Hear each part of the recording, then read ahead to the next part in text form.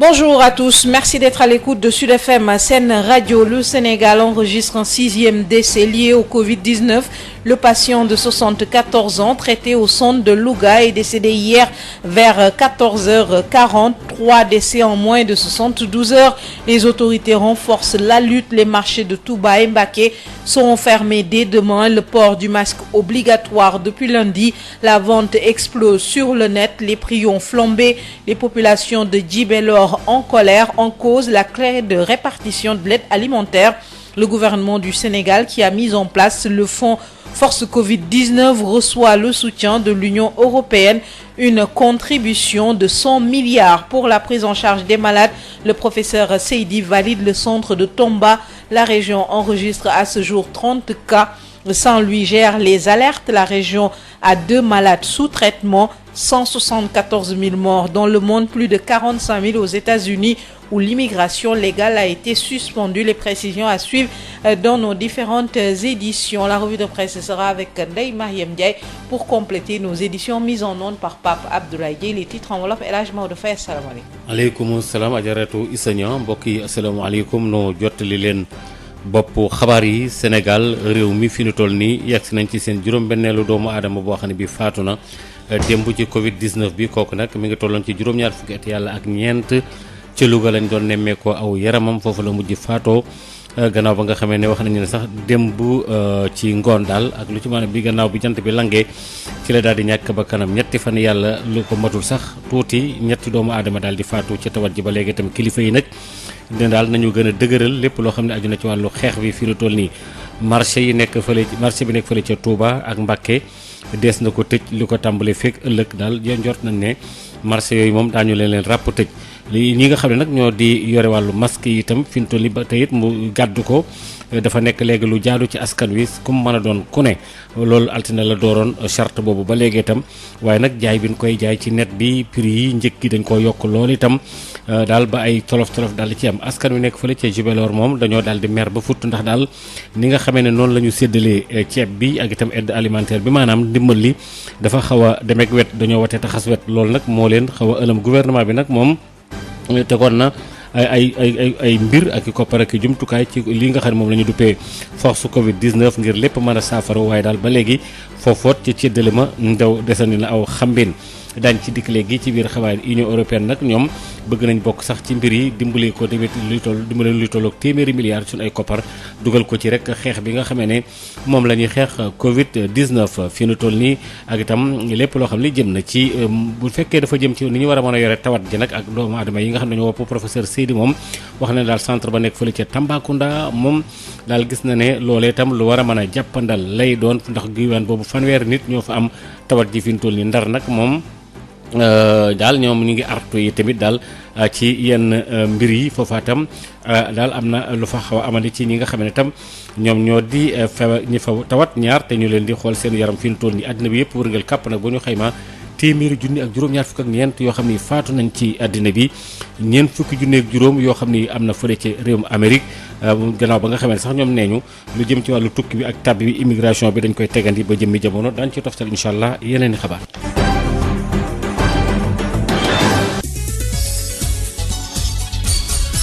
Ndeye Mariam Ndiaye. Bonjour et bienvenue, il est 6h35, la revue des titres que nous commençons par Sud Quotidien. À l'instar des élections municipales, législatives et des collectivités, le mandat de Macky Sall chahuté par le Covid-19. Nos confrères du journal Vox Populi nous parlent aussi de ce cri du cœur de Aar Suñu Moomeel avec donc qui déclare qu'il y a risque de corona famine dans le monde rural. Nos confrères du journal Wa Grand Place nous parlent aussi du monde rural et ses 1001 cas économiques. Et à la une du journal L'As, nos confrères nous parlent de la riposte contre le Covid-19 avec le chef de l'État Macky Sall qui tient son trésor de guerre. À la une du journal Le Témoin, fonds de riposte au Covid-19, le Sénégal a déjà mobilisé 320 milliards de francs CFA. Et nos confrères du quotidien Le Soleil d'ajouter que par rapport à cette riposte, l'Union européenne promet 100 milliards de francs CFA au Sénégal. À la une du journal Libération, réanimation. Covid-19 tue encore au Sénégal 3 morts en 72 heures. Le patient décédé hier était interné à Louga. Nos confrères du journal Enquête nous parlent de la lutte contre la propagation des cas communautaires avec l'appel des tests massifs. Et à la une du journal Tribune, marché, ndogu, couvre-feu, poche trouée, cas communautaire, le ramadan de toutes les peurs. Nos confrères de Rewmi Quotidien nous parlent d'état d'urgence et de couvre-feu avec ce que cache la révolte de la Médina. Et nous terminons par nos confrères du quotidien Les Échos qui nous parlent de ce contrat léonin entre Senelec et Akilee signé par Mouhamadou Makhtar Cissé. C'est le plus gros scandale énergétique de l'histoire du pays. Sénécartour di société bi ñu gën a ràññee ci wàllu location auto ak dem beeg dikk bi ci wàllu tourisme xam nañ ko nu ko jekk ci gunge réewum Sénégal ci développement. Sénécartour gis-gis bu bees ci wàllu dem beeg dikk bi. Sénécartour moo leen di may li gën a fës ci këru yéenekaay nañ koy tàmbale ko ci likay bi di Sud Quotidien tey ji nag daal di xëyee ci li tudd li jëm ci élection municipale yeeg législative ak élection locale yi ñu ngi ñuy xamal nag ne dafa mel ni ne lii di Covid-19 bi daal di nay yëngal lépp. ci likay bi di Vox Populi moom it di ñëwaat ci jafe-jafe ji nga xam ne nag ñi nekk ca kaw ga ñoo ngi koy jànkonteel rawatina nag ci fu ñu toll nii. ci likay bi di waa Grand Place mi di ñëwaat ci seen i jafe-jafe. Julikaay bii di L'As moom di ñu xamal ne ci koppar gi nga xam ne moom la njiitu réew mi soxla ngir xeex ci ni mu waree lépp lu jublu ci feebar bii di coronavirus am na ay koppar yoo xam ne nag saa su ne manque cee jot. Julikaay bii di Le Témoin sax di ñu xamal ne fu mu nekk nii nag réewum Sénégal sax dajale na ba am ci lu weesu ñetti téeméeri milliards. Julikaay bii di Le Soleil di ñu xamal ne waa Union européenne ñoom sax dinañu daal di jébbal réewum Sénégal ci lu tolloo ko téeméeri milliards. Julikaay bii di Libération nag di ñu xamal ne feebar bii di Covid-19 daal dina yóbbuwaat kenn kooku ab ku nekkoon fa li nga xam ne nag moom mooy ca Louga foofu la ñu ko téye woon di ko faj foofu nag la génne àdduna. julikaay bii di Enquête moom di ñu xamal ni léegi sax nit ñi la ñu bëgg moom mooy nag ñëpp ñu daal di leen dépister maanaam daal ku ci nekk ñu daal di saytu sa yaram xool ndax am nga feebar bi am déet. julikaay bii di Tribune moom di ñëwaat ci wàllu weeru koor gi nga xam ne nag moom la ñu dëgmal ak marché yi ñu nar a tëj ca teel ndogu beeg couvre-feu beeg ñàkkum koppar gi. julikaay bii di Rewmi Quotidien moom tey jii waa Médina la ñu daal di xëyee di xool ba xam ñoom nag lan moo waral fan yi yëpp nag ñuy def loo xam ne daal kenn nemeew ko ci yeneeni gox jeexale ko ak julikaay bii di Les Échos moom ngay ñëwaat nag ci ab mbuxum nga ñu nemee ko ci diggante contrat bi am ci diggante Senelec ak Akilee te contrat boobu nag kii di Mouhamadou Makhtar Cissé moom moo ko daal di xaatim. Il est 6h39 tout de suite la page Écho présentée par Rab Seliman Wane suivi de la page santé présentée par Ndeye Khady Diop. La BICIS, Banque internationale pour le commerce et l'industrie du Sénégal, la BICIS, la banque d'un monde qui change, vous offre le journal de l'économie. Bonjour et bienvenue. Dans son point mensuel de conjoncture, la direction de la prévision et des études économiques du ministère de l'économie informe que l'exécution du budget de l'État a été marquée en février par une diminution des recettes budgétaires et une progression modérée des dépenses. D'après l'APS, la DPE rappelle que les ressources sont constituées de recettes budgétaires de 334,2 milliards de francs CFA et de dons qui s'élèvent à 25,2 milliards de francs CFA. La baisse des ressources est imputable aux recettes budgétaires qui se sont repliées de 2,4 milliards du fait de leur composante fiscale. Les dépenses budgétaires, elles, ont été exécutées à hauteur de 649 milliards en fin février 2020, soit une augmentation de 13 milliards. Toujours selon la DPE, les dépenses d'investissement se sont repliées de 15,9 milliards, passant de 249 à 233,1 milliards. L'Association des clients et sociétaires des institutions financières n'exclut pas de paralyser le système bancaire dans les prochains jours. Son président Famara Ibrahima Cissé ne s'explique pas l'attitude des banques qui ne comptent pas généraliser le délai de grâce, tant souhaité par le chef de l'État pour tous les agents économiques. Le président de l'ACSIF aimerait bien qu'on lui explique les critères de sélection des agents concernés. Je pense que le communiqué a été clair, parce que si on parle d'agents économiques, les salariés en font partie. Autrement dit, le président de la République a demandé à ses services de discuter sur un report des échéances de crédit pour tous les agents économiques, notamment les travailleurs salariés. Et à notre grande surprise, nous avons reçu un communiqué de la Banque centrale restreignant les travailleurs. Autrement dit, la Banque centrale a sorti un communiqué qui limite tout simplement le report aux travailleurs du privé. À notre grande surprise aussi, nous avons vu que les banques aussi ont limité le report aux seules entreprises affectées par le Covid-19.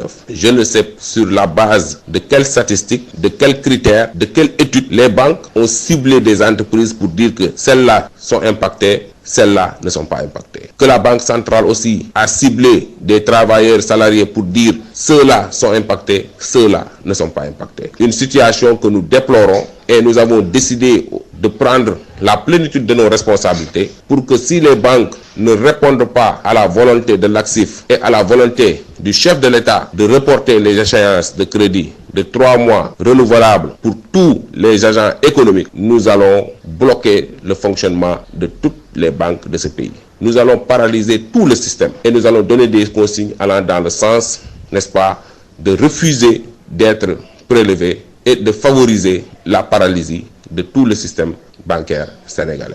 Le journal de l'économie, c'est fini. Merci de nous avoir suivis.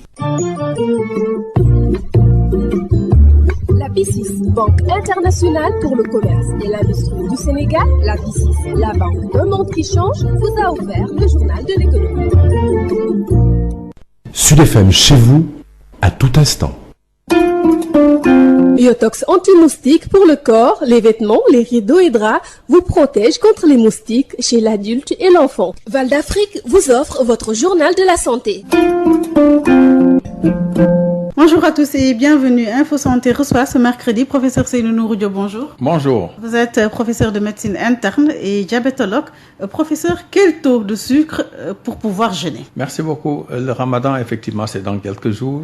Ce que je recommande au diabète, ce qui est recommandé sur le plan international, c'est que le diabète doit vérifier son taux de sucre. Si son taux de sucre à jeun est entre 0,90 et 1,20 g, il n'a aucun risque pour jeûner, à condition que le diabète ne soit pas trop compliqué, ne soit pas compliqué. Alors, quel taux doit alerter durant la journée? Si son taux pendant la journée de jeûne, ce qui est recommandé, c'est qu'au moins, il vérifie la glycémie au moins 2 fois, en début de matinée et en milieu d'après-midi.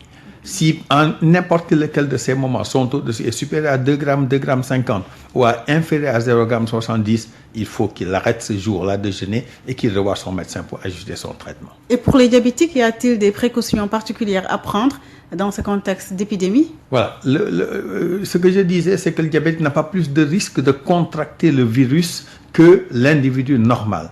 Par contre, s'il le contracte à un moment où son diabète n'est pas équilibré, ce sera certainement plus grave à lui parce que le diabète fragilise son organisme. Par contre, s'il est bien équilibré et qu'il suive les mesures de protection qui sont édictées pour tout le monde, eh bien, il n'a aucun risque particulier de rencontrer le virus parce que pour le rencontrer, soit il ne met pas son masque, soit alors il est tout le temps avec les gens partout, il respecte la distance de sécurité, il ne se lave pas les mains, mais sous les déficits, s'il fait tout cela, en principe, il n'a pas de problème. Et bien sûr, il faut qu'il ait ses médicaments du diabète ou de la tension et qu'il les prenne de façon régulière. Professeur Seydou Nourou Diop, je vous remercie.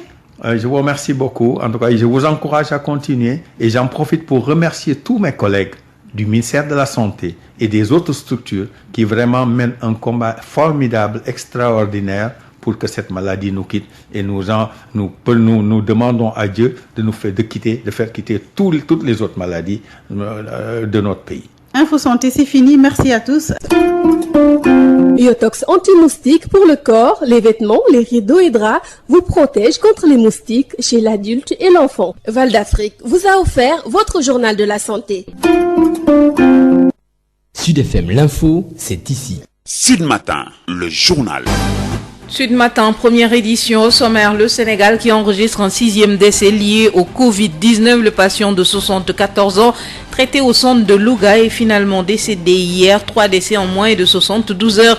Les autorités renforcent la lutte. Les marchés de Touba et Mbacké seront fermés dès demain.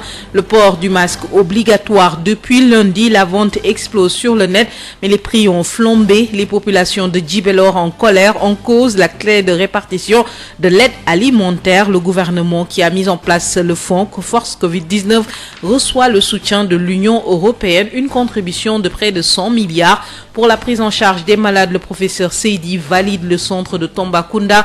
La région enregistre 30 cas. Saint-Louis gère les alertes. La région a 2 malades sous traitement. Dans le monde, 174 000 morts sont enregistrés, 45 000 aux États-Unis où l'immigration légale a été suspendue. Sud Matin. Bonjour, Pape Abdoulaye Dieye assure la mise en onde de cette édition que nous démarrons avec ce nouveau décès lié au Covid-19, le 6e décès au Sénégal. L'homme de 74 ans contaminé par le coronavirus est décédé hier au centre de traitement de Louga où il était interné. Le Sénégal enregistre 3 décès en moins de 72 heures, 6 décès au total pour 412 cas selon le dernier bilan officiel annoncé hier mardi. 35 nouveaux cas ont été enregistrés ce mardi. Tambacounda totalise 30 cas dont la prise en charge est effectuée dans le centre dédié sur place et la prise en charge est correcte, assure le professeur Seydi. Il a visité hier le service. Il réagit au micro de Boubacar Tamba. L'objet de ma mission, pour faire simple, c'est un rapport à la qualité de la prise en charge des malades dans notre pays. Vous avez vu quoi? Je suis satisfait de ma visite parce que j'ai vu que le centre de traitement est adéquat, même s'il doit être amélioré, même s'il faut créer un autre centre de traitement, qu'il fallait un centre de traitement au niveau de toutes les régions. Même si la région n'a pas de cas, ça ne fait rien, c'est tant mieux. C'est comme une assurance. Oui, ce centre est adéquat, il devra certainement être un peu amélioré, mais l'idéal c'est d'avoir un autre centre de traitement et Tamba mérite ce centre. J'ai vu des malades qui sont très correctement pris en charge sur le plan somatique, mais aussi sur le plan psychologique. Et ça, c'est très important. J'ai constaté comment les médecins se comportent avec les patients, parce que vous avez des patients qui ne sont pas gravement malades, le plus souvent, s'ils doivent rester 10 jours dans un endroit non confortable ou avec le stress lui-même peut devenir plus dangereux que la maladie. J'ai vu que les médecins sont conscients de ça. Ils font tout pour qu'ils soient bien traités sur le plan nutritionnel, sur le plan psychologique, et ça aussi, ça me réjouit. Je n'ai pas constaté de déficience par rapport aux équipements et aux moyens disponibles, mais comme j'ai l'habitude de le dire, on n'a pas encore beaucoup de cas. Donc c'est pas étonnant que les moyens soient disponibles, mais il faut prévoir beaucoup plus de cas. C'est quand on se prépare au pire qu'on peut faire face. C'est important que Tambacounda ait son centre de traitement, même s'il y a déjà des lits disponibles qui ne sont pas encore occupés. Le professeur Moussa Seydi qui a visité le centre de traitement dédié de Tambacounda.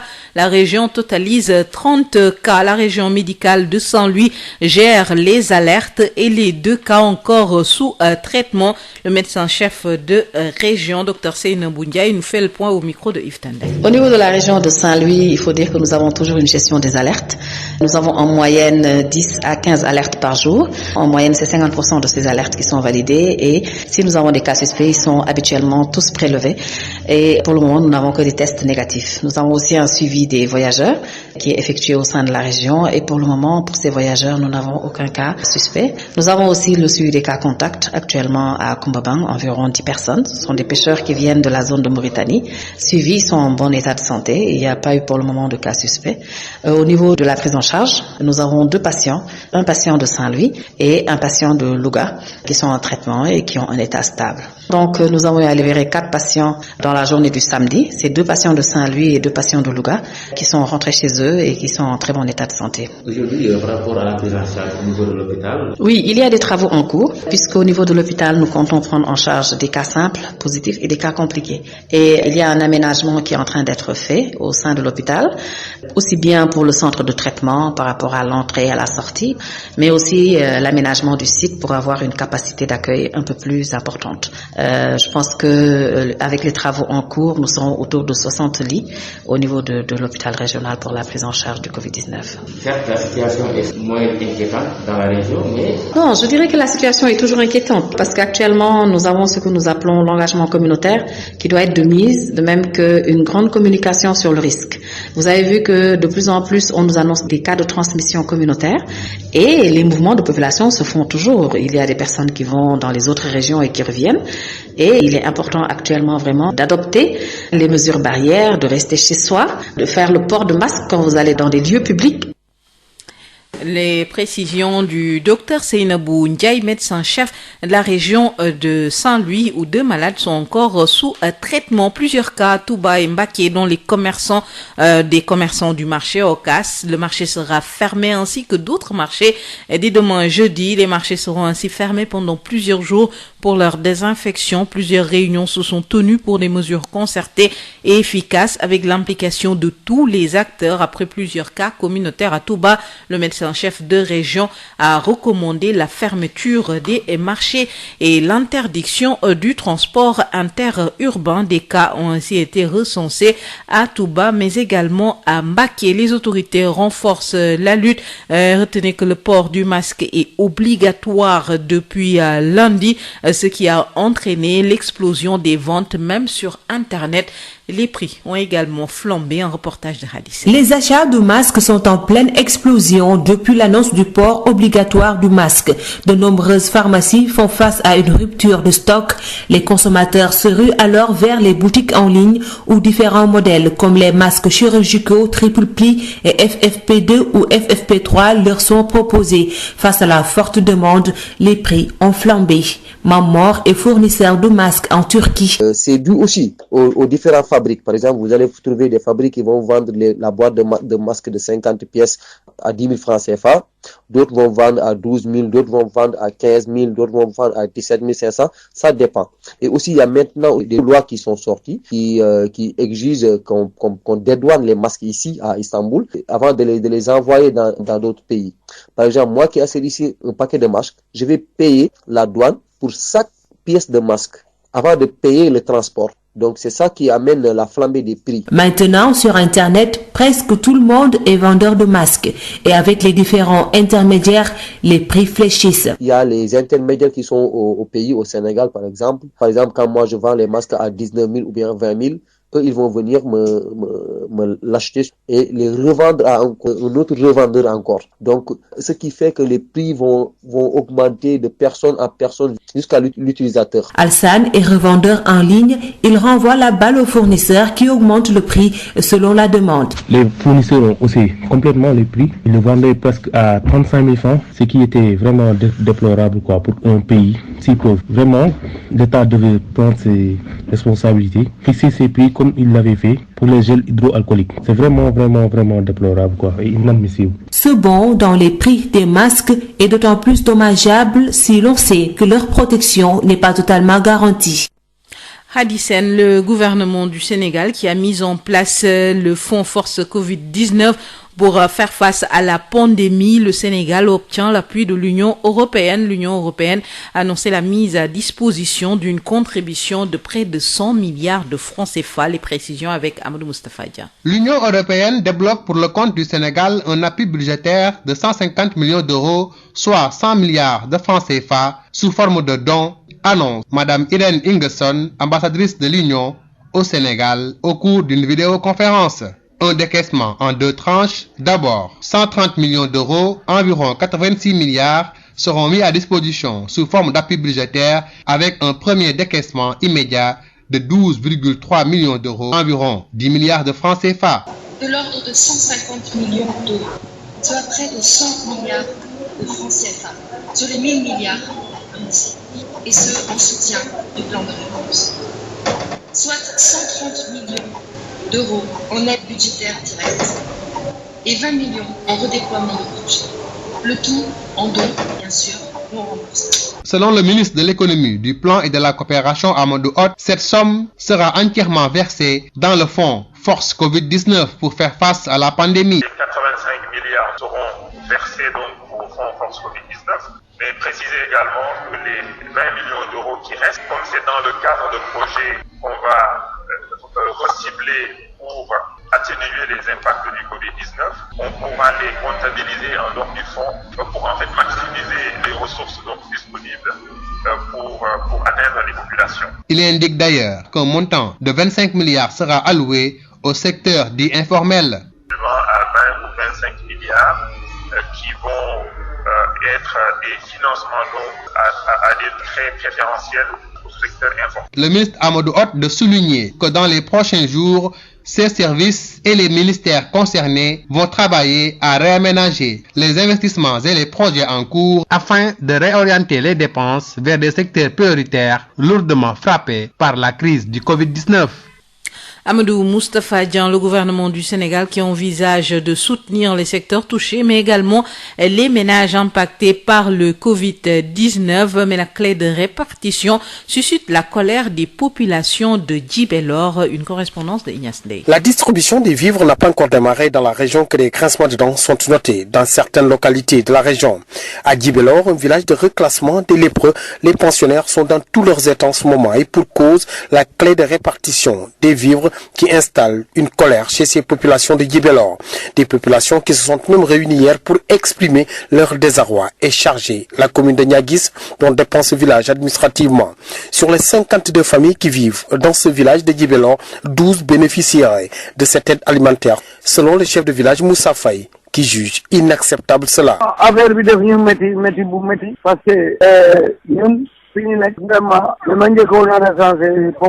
Vraiment, nous sommes très fâchés, parce que moi-même, au début, j'avais recensé tout le monde. Mais malheureusement, on m'a fait savoir que cette liste, tout le monde ne peut pas bénéficier.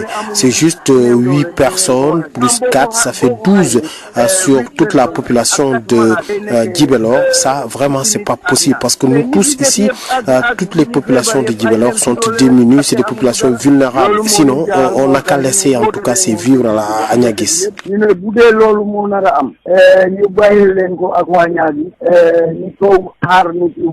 Des populations de Djibélor qui se disent prêtes à cracher sur cette aide alimentaire si certaines familles sont laissées en rade dans le village.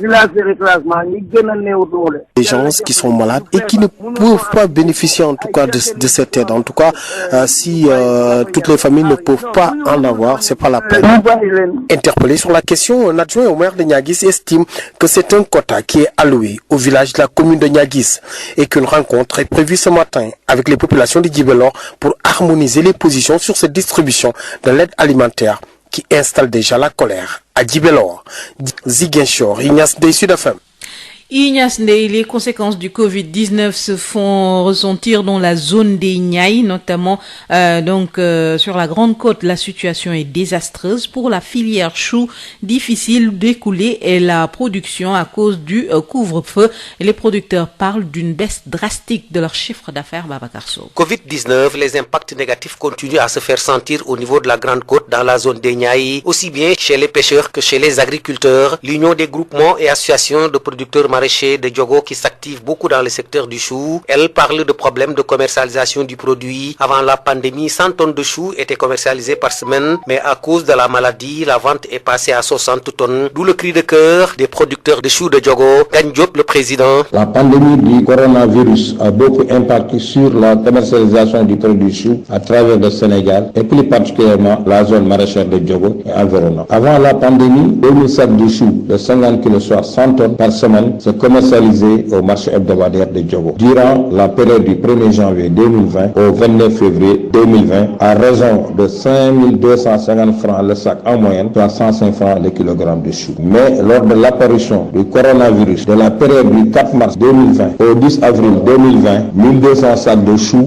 seulement sont commercialisés, soit 60 tonnes la semaine, au prix moyen de 2000 francs le sac, soit 40 francs le kilogramme. Une situation qui, à l'en croire, est due au couvre-feu. Gagne Diop. Cette baisse subite des prix aux producteurs est due au couvre-feu de 20h à 6h du matin, ce qui oblige les opérateurs de marché de faire la course à la montre pour alimenter rapidement les marchés intérieurs. Ceci a pour conséquence que la plus grande partie de la production du chou dort dans les périmètres maraîchers. Tivaouane, Babacar Sow pour Sud FM. Babacar Sow, à présent le point sur la pandémie dans le monde. La pandémie a fait plus de 174 000 morts et contaminé au moins d'1,525 millions de personnes dans 193 pays, selon le dernier bilan des chiffres sous-estimés selon les professionnels, car la plupart des pays ne prennent pas en compte les cas survenus en dehors du milieu hospitalier. Retenez qu'aux États-Unis, près de 45 000 morts sont enregistrés et Donald Trump a suspendu la délivrance des cartes vertes confrontées à la brutale hausse du chômage en raison du Covid-19. Le président américain a annoncé hier une pause de 60 jours sur la délivrance des cartes vertes qui offrent le statut de résident permanent. Le nombre de morts est également reparti à la hausse. Les États-Unis ont enregistré hier mardi 2751 décès supplémentaires. Fin de cette édition. Merci de l'avoir suivi. Pape Abdoulaye Dieye a assuré la mise en onde et l'âge Maodo Faye s'installe pour le Wolof. mbokk yi juróom-ñaari waxtu mooy door a jot asalaamaaleykum ñu nuyu leen fas yéene leen a jot li it xabaar yi. am na kenn koo xam ne kii faatu na mu di juróom-benneelu nit boo xam ne bii ci wàllu tawat ji moo ko faat Covid-19 bi fële ca Louga juróom-ñaar fukki at yàlla ak ñeent moom la amoon daan ciy dikk léegi ci biir xabaar yi daal di koy tënk itam gannaaw ba nga xamee ne daanaka xabaar yëpp wenn ratalu rek lay doon te mooy lii nga xam ne moo di coronavirus bi Papa Lay moo nekk ci xarala gi.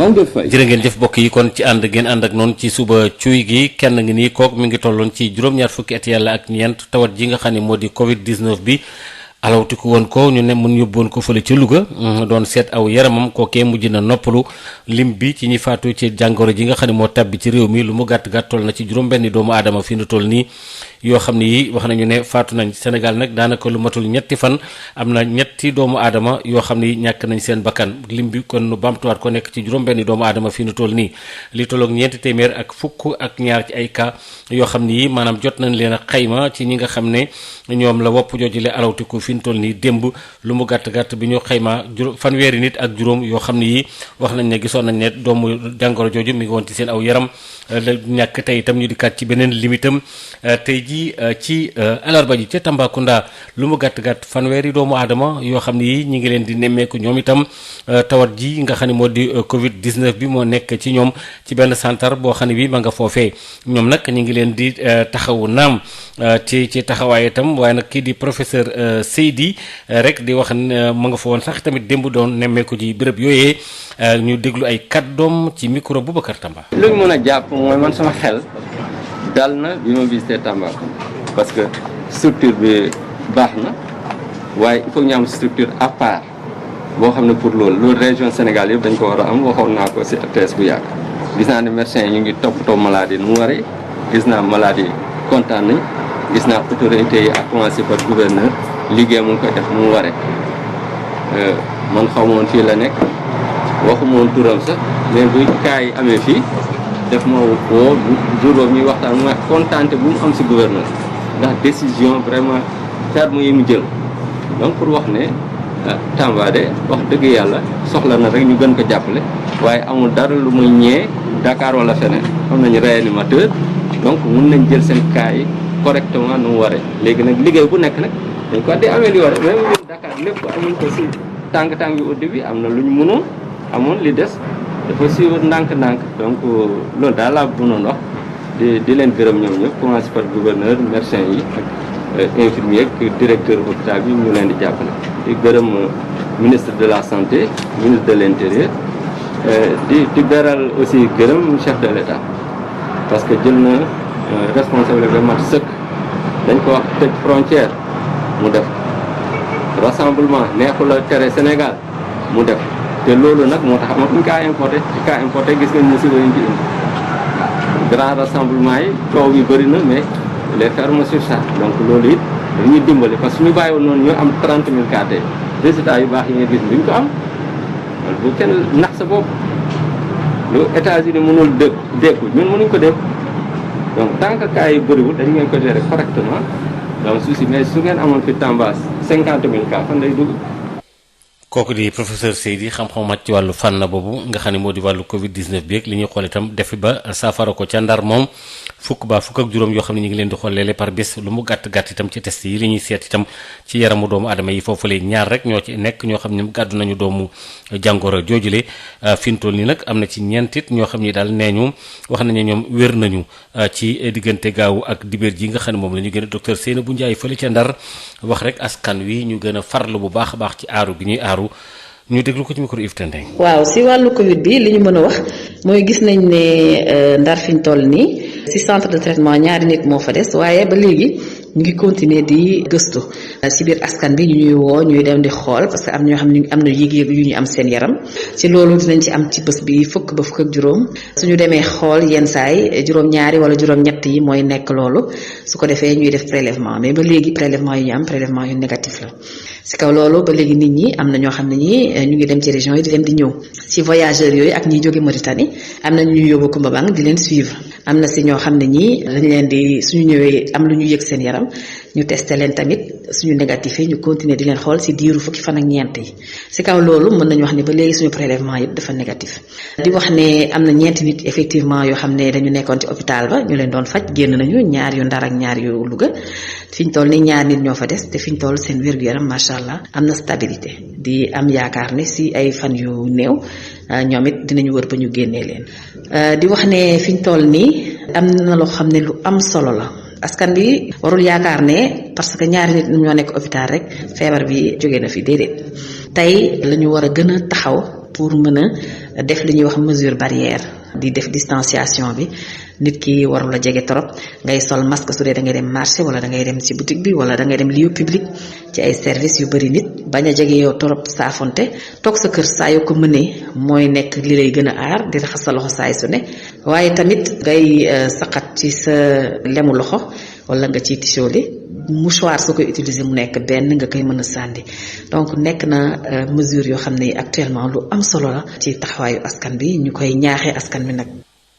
ñu koy ñaaxee askan wi gannaaw ba nga xamee ne tamit am na ay nit ñu takku ñun lenn ci aw nit wax ni ca Touba ak ca Mbacké wax nañu ne wopp ji daf fay faral di bowoo ci marché yi nekk foofu lay maanaam marché yi nekk foofu nag nee ñu rawatina ak marché Ocass bi nekk ca Touba des na ko daal di tëj itam ak yeneen i marché itam di ko tàmbali ëllëg ci alxames ji ñu ne daal ñu tëj leen loolu nag ay fan yu bari su ko defee ñu mën a gën a mën a dànk li nga xam ne moo di jàngoro ji nga xamee ne dafay law ci gox yooyu le gannaaw ba nga xamee ne ay ndaje ak waxtaan yu baree bari am nañ ci nag itam foofee ca Touba te ñu gis ne tamit ay cas dafay faral di am médecin chef ba fa nekk maanaam ku yore waa kër docteur te jiite ci ko ci diwaan boobule diwaanu boobu jàpp njaarim wax na ne daal li mu wax moom mooy nañu daal di tëj marché Ocass ak marché ba nekk fële ca Mbacké gannaaw it ba nga xamee nee na wàllu transport urbain bi maanaam oto yi ndaw yi dem beeg dikk beeg nit ñi ñuy roñ itam ñu daal di koy dakkal ci diggante boobee ca Touba ak ca Mbacké ndax bokk na ci tomb yi nga xamee ne moo gën a bokk na ci li ñuy xeexe maanaam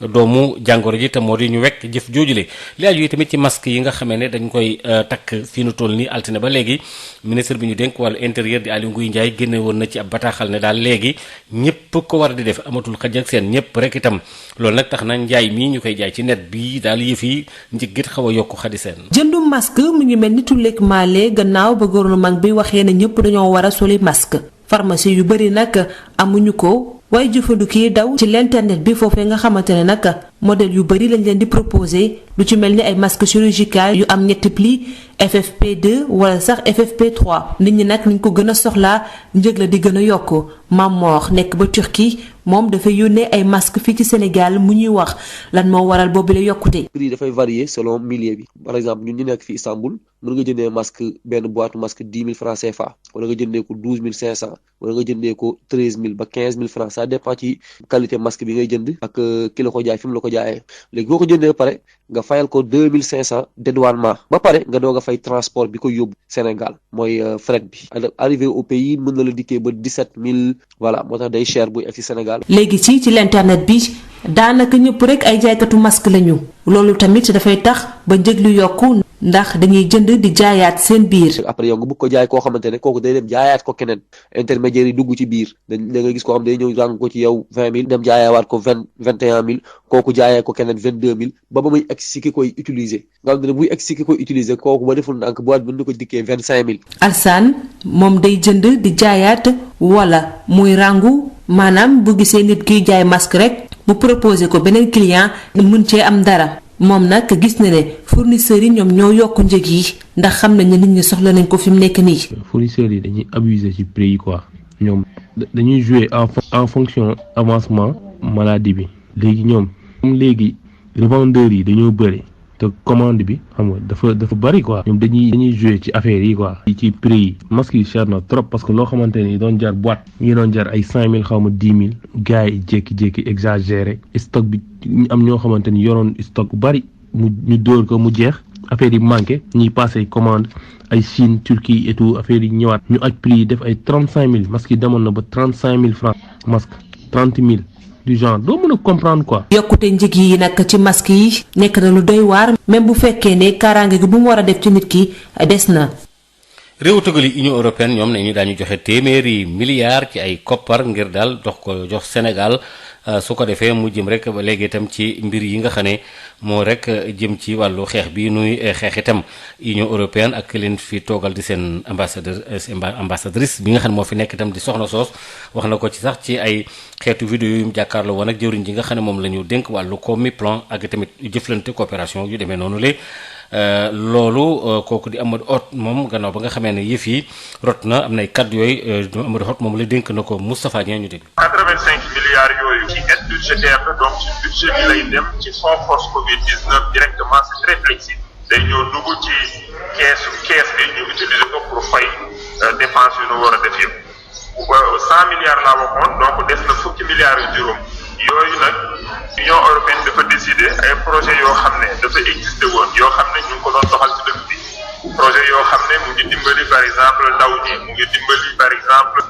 ñi nekk secteur artisanat ñi nekk par exemple secteur commercialisation agriculture nga xam ne ANIDA ñu doon def ak ñoom ay projet ministère par exemple de l'intérieur ministère de la femme et cetera projet yi nga xam ne yëpp dañoo existé woon ñu xoolaat leen jëlaat xaalis bi fa nekk bi ñu xool nu ñuy def ba réorienter projet yooyu nag ci ay anam ci ay secteur wala ci ay population yoo xam ne Covid-19 daf leen gën a daaneel waa Union européenne ak suñu ay services ak ministère des finances dina liggéey ak ministère sectoriel yi nga xam ne ñoom ñoo bénéficié woon ci 15 milliards yooyu ñu xool nag nu ñuy def ba orienter mbir mi ndax muy dem ci ñi nga xam ne ñoo ko gën a soxla ci saa si ndaxte Covid-19 daf leen affecté dafa affecté ay secteurs affecté ay acteurs économiques ñu jéem a xool ba dimbalu Union européenne boobu mën a dem jàppale ñoon ci saa si au lieu que ñu continuer di def projet yooyu ci ay peut-être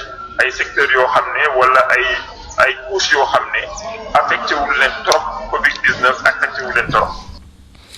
ñi nga xam ne ñoo dëkk ci Djibélor ñoom dañoo mer ba futt ndax daal nee ñu aide alimentaire bi maanaam saaku ceeb yi ñu yeb ci daamar yi di ko yóbbu di ko dimbalee nit ñi ndax jamono yi ñu toll ci Covid 19 bi ñoom dañoo mer waa Djibélor ndax daal nee ñu nañ ko séddalee daal moo gàllu góose lool moom dañoo wate taxasu wet Ignace Ndeye. séddalin dimbal nguur gi ci wàllu dund bi tàmbaleeguñ ko fii ci diwaanu Ziguinchor waaye nag tàmbali na am ay gox yi nga xamante ni ñu ngi ñaxtu bokk na ci Djibélor di village de reclassement lépreux bi nga xamante ni ñi fa fekk baax jamono yi mer nañu lool li waral seen mer bi moo di clé de répartition dund gi nga xamante ni jàpp nañu ni war nañ leen ko jox ñoom ñi amel ndaje démb pour wane seen njàkkare seen nakar laata ñuy ŋàññ commune bu Niaguis fi nga xamante ni foofu la village boobu di dépendre administrativement si lu toll ci juróom fukk ak ñaari famille yi nga xamante ni ñu ngi ci village Djibélor ñoom jàpp nañu ni fukk ak ñaar dong la ñu wax dañuy jagleel lii di ndimbal bi ni mel naka la ko chef de village bu Djibélor Moussa Faye daal di xamle.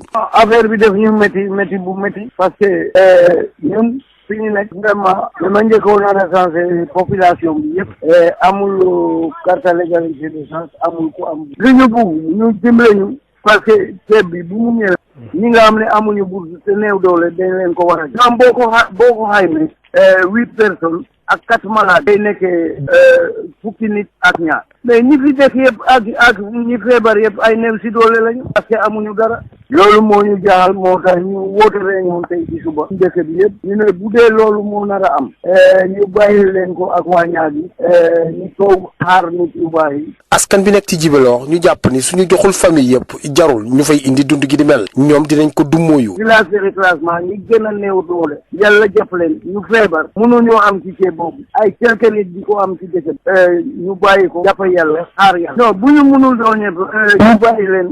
ci ñaxtu askan bi fekk baax ci Djibélor ay ginnaaw bi ñu interpellé benn adjoint au maire bu commune Niaguis jàpp na ni benn quota la ñu jagleel village yu nekk ci commune Niaguis yëpp moom sax jàpp na ni dinañ daje tey ci suba ak askan bi fekk baax ci Djibélor pour waxtaan mën a déggoo ci li ni mel ci ndimbal bi nga xamante ni tàmbali na indi njàkkare ak mer te Djibélor Ziguinchor Ignace Ndeye Sud FM. ñi nga xam ne ñoo di bay ci ñaay bi Covid 19 bi indi na leen ay jafe-jafe ndax mbayum supame mi fii nu toll ni mënatuñ koo jaay ndax couvre-feu bi metti na lool ci ñoom Babacar Sow. jàngoro yi Covid 19 ba léegi wéy di andil jafe-jafe doomi réewum Sénégal rawatina ñi nekk ci Grande Côte zone des Niayes di yëngu ci mbay mi ak napp gi kuréel gi nga xamee ni mu ëmb groupement producteurs yi yëngu ci mbayum dër bi nekk ca Jogo ki ci supame ji ñoom nee nañu daal jafe-jafe jaay produit bi la ñu am balaa feebar bi di yegg ci réewum Sénégal téeméeri tonnes daan nañu ko jaay ay bés bu nekk waaye day jamono ji mënuñoo jaay sax juróom benn fukki tonnes ba tax sax ñuy sànni ki yoox Ngagne Diop mooy seen président. balaa feebar bi am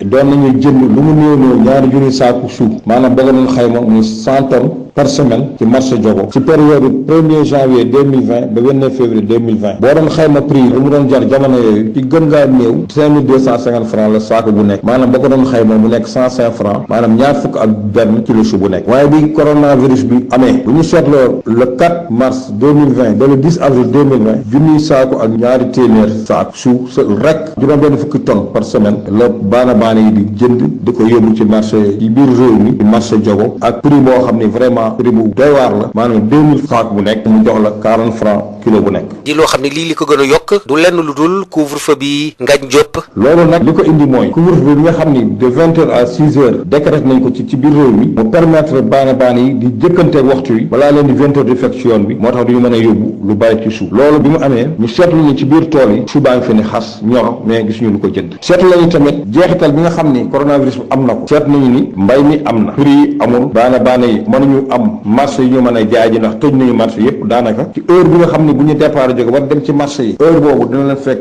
couvre-feu bi jot ñu jëkkanteeg moom loolu daaneel na prix yi parce que marchandisement ci tool yi ci mënul dem loolu indi na jeexital bu wonee ni prix yi daanu na. Tivaouane Babacar Sow dañ ca jokkoo ak yéen pour Sud FM. ca Ndar nappkat ya fa nekk nee ñu daal njiit réew mi na leen dimbali rek daal ba bu mu joxaat luy tolloog ay licence de pêche ay këyit yu tax daal waa chinois yi ñëw fii di fi napp ak yu demee noonu ndax daal lim leen yàqal bari na lool te fii nu toll nii mbir mi tar na ci seen yëf Idrissa Ndiaye kenn la ci ñoom ñu déglu ko. waaw tey taxawaay dara waralu ko maanaam di dénoncer mbir moo xam te ni xëy na egseegul dañu dégg ni état Sénégal dafa pare pour signer 52 licences ay navires étrangers yoo xam te ni dañuy ñëw si géej Sénégal gi di pêche te it jàpp naa ni maanaam géej gi ñun mool yi doyunu moo waral fépp foo xam te ni géej am na suñu région bi ñun doo ngi fay dem pour wut fa licence jàpp naa nag maanaam état Sénégal du dem di ñaan licence pare di jël géejam di ko maye waaw te it ñun maanaam géej dafa xat si ñun kenn ku ne gis nga ne pétrole ak gaz bi nga xam te ne feeñ na si géej maanaam état Sénégal exploité ka mool yi gisuñu seen bopp loolu waroon na ko doy sëkk parce que ñun am na zone yi ñu daan pes mënatuñ fa pes parce que dañ fay exploité gaz ak pétrole léegi ñu bëgg indiwaat 52 navires loolu wax dëgg yàlla nekk na loo xam te ne lu tey waar la si ñun te it loolu moom wax dëgg yàlla ñun mool yi duñ ko fekke moom duñ ko fekke loolu mënuñu ko nangu mukk duñ ko nangu te it ñuy interpellé président Macky Sall mu waxal ministre am bii nii loolu mu bañ ko def te it bato yooyu dafa am ay sénégalais yoo xamante ni noonu ni moo ñëw jël seen tur jox étranger yooyu noonu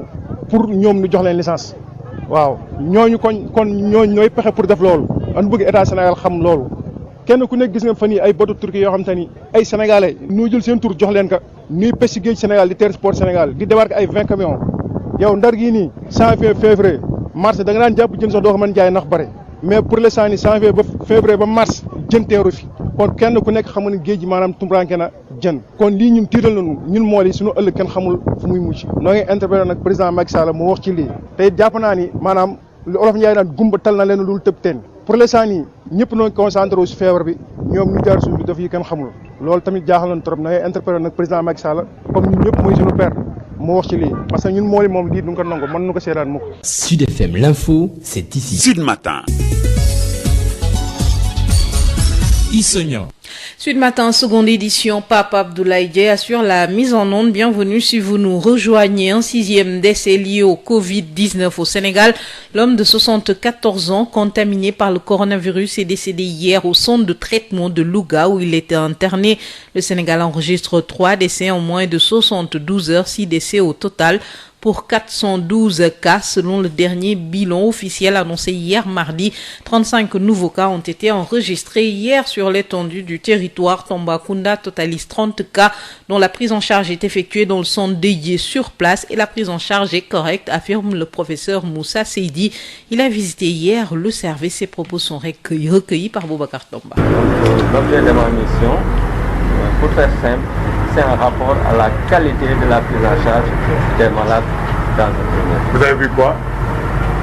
Je suis satisfait de ma visite parce que j'ai vu que le centre de traitement est adéquat, même s'il doit être amélioré, même s'il faut créer un autre centre de traitement, qu'il fallait un centre de traitement au niveau de toutes les régions. Même si la région n'a pas de cas, ça ne fait rien, c'est tant mieux. C'est comme une assurance. Oui, ce centre est adéquat, il devra certainement être un peu amélioré, mais l'idéal c'est d'avoir un autre centre de traitement et Tamba mérite ce centre. J'ai vu des malades qui sont très correctement pris en charge sur le plan somatique, mais aussi sur le plan psychologique. Et ça, c'est très important. J'ai constaté comment les médecins se comportent avec les patients, parce que vous avez des patients qui ne sont pas gravement malades, le plus souvent, s'ils doivent rester 10 jours dans un endroit non confortable ou avec le stress lui-même peut devenir plus dangereux que la maladie. J'ai vu que les médecins sont conscients de ça. Ils font tout pour qu'ils soient bien traités sur le plan nutritionnel, sur le plan psychologique, et ça aussi, ça me réjouit. Je n'ai pas constaté de déficience par rapport aux équipements et aux moyens disponibles, mais comme j'ai l'habitude de le dire, on n'a pas encore beaucoup de cas. Donc c'est pas étonnant que les moyens soient disponibles, mais il faut prévoir beaucoup plus de cas. C'est quand on se prépare au pire qu'on peut faire face. C'est important que Tambacounda ait son centre de traitement, même s'il y a déjà des lits disponibles qui ne sont pas encore occupés. Le professeur Moussa Seydi était hier à Tambacounda. Sans lui, la région médicale gère les alertes. La région médicale de Saint-Louis qui a à ce jour 2 cas encore sous traitement. Dr Seynabou Ndiaye, le médecin-chef de région, nous apporte quelques précisions au micro de Yves Tandeng. Au niveau de la région de Saint-Louis, il faut dire que nous avons toujours une gestion des alertes. Nous avons en moyenne 10 à 15 alertes par jour. En moyenne, c'est 50% de ces alertes qui sont validées. Et si nous avons des cas suspects, ils sont habituellement tous prélevés. Et pour le moment, nous n'avons que des tests négatifs. Nous avons aussi un suivi des voyageurs qui est effectué au sein de la région. Et pour le moment, pour ces voyageurs, nous n'avons aucun cas suspect. Nous avons aussi le suivi des cas contacts. Actuellement, à Kumbabang, environ 10 personnes. Ce sont des pêcheurs qui viennent de la zone de Mauritanie. Suivis, ils sont en bon état de santé. Il n'y a pas eu pour le moment de cas suspect. Au niveau de la prise en charge, nous avons 2 patients. Un patient de Saint-Louis et un patient de Louga qui sont en traitement et qui ont un état stable. Donc, nous avons libéré 4 patients dans la journée du samedi. C'est 2 patients de Saint-Louis et 2 patients de Louga qui sont rentrés chez eux et qui sont en très bon état de santé. Aujourd'hui, par rapport à la prise en charge au niveau de l'hôpital? Oui, il y a des travaux en cours, puisqu'au niveau de l'hôpital, nous comptons prendre en charge des cas simples, positifs et des cas compliqués. Et il y a un aménagement qui est en train d'être fait au sein de l'hôpital, aussi bien pour le centre de traitement par rapport à l'entrée et à la sortie, mais aussi l'aménagement du site pour avoir une capacité d'accueil un peu plus importante. Je pense que avec les travaux en cours, nous serons autour de 60 lits au niveau de l'hôpital régional pour la prise en charge du Covid-19. Certes, la situation est moins inquiétante dans la région, mais... Non, je dirais que la situation est toujours inquiétante parce qu'actuellement, nous avons ce que nous appelons l'engagement communautaire qui doit être de mise, de même qu'une grande communication sur le risque. Vous avez vu que de plus en plus, on nous annonce des cas de transmission communautaire et les mouvements de population se font toujours. Il y a des personnes qui vont dans les autres régions et qui reviennent. Et il est important actuellement vraiment d'adopter les mesures barrières, de rester chez soi, de faire le port de masque quand vous allez dans des lieux publics. Vous venez de suivre les précisions du docteur Seynabou Ndiaye, médecin-chef de la région de Saint-Louis. Elle répondait aux questions de Yves Tandeng. Plusieurs cas ont été enregistrés à Touba et à Mbacké, notamment des commerçants qui officient au marché Ocas. Le marché sera fermé ainsi que d'autres marchés dès demain jeudi. Les marchés seront fermés pendant plusieurs jours pour permettre leur désinfection par les éléments du service d'hygiène. Les autorités ont rencontré les commerçants pour des mesures concertées et efficaces. Après plusieurs cas communautaires à Touba, le médecin-chef de région avait recommandé la fermeture des marchés et l'interdiction du transport urbain. Les autorités ont rendu obligatoire le port du masque dans les lieux publics depuis lundi. Cette mesure a entraîné l'explosion des ventes, notamment sur Internet, où les prix ont également flambé, Radicen. Les achats de masques sont en pleine explosion depuis l'annonce du port obligatoire du masque. De nombreuses pharmacies font face à une rupture de stock. Les consommateurs se ruent alors vers les boutiques en ligne où différents modèles comme les masques chirurgicaux triple pli et FFP2 ou FFP3 leur sont proposés. Face à la forte demande, les prix ont flambé. Mamor est fournisseur de masques en Turquie. C'est dû aussi aux différentes fabriques. Par exemple, vous allez trouver des fabriques qui vont vendre la boîte de masques de 50 pièces à 10 000 francs CFA. D'autres vont vendre à 12 000, d'autres vont vendre à 15 000, d'autres vont vendre à 17 500. Ça dépend. Et aussi, il y a maintenant des lois qui sont sorties qui exigent qu'on dédouane les masques ici à Istanbul avant de les envoyer dans d'autres pays. Par exemple, moi qui achète ici un paquet de masques, je vais payer la douane pour chaque pièce de masque avant de payer le transport. Donc c'est ça qui amène la flambée des prix. Maintenant, sur Internet, presque tout le monde est vendeur de masques. Et avec les différents intermédiaires, les prix fléchissent. Il y a les intermédiaires qui sont au pays, au Sénégal par exemple. Par exemple, quand moi je vends les masques à 19 000 ou bien 20 000, eux, ils vont venir me l'acheter et les revendre à un autre revendeur encore. Donc, ce qui fait que les prix vont augmenter de personne à personne jusqu'à l'utilisateur. Alsan est revendeur en ligne. Il renvoie la balle aux fournisseurs qui augmentent le prix selon la demande. Les fournisseurs ont haussé complètement les prix. Ils le vendaient presque à 35 000 francs, ce qui était vraiment déplorable pour un pays si pauvre. Vraiment, l'État devait prendre ses responsabilités, fixer ses prix comme il l'avait fait pour les gels hydroalcooliques. C'est vraiment déplorable et inadmissible. Ce bond dans les prix des masques est d'autant plus dommageable si l'on sait que leur protection n'est pas totalement garantie. Radicen, colère des populations de Djibelor en cause la clé de répartition de l'aide alimentaire dans ce village de la commune de Niaguis, un village de reclassement des lépreux où les populations s'expliquent difficilement le nombre de 12 ménages bénéficiaires sur les 52 que compte le village Ignasndé. La distribution des vivres n'a pas encore démarré dans la région que des grincements de dents sont notés dans certaines localités de la région.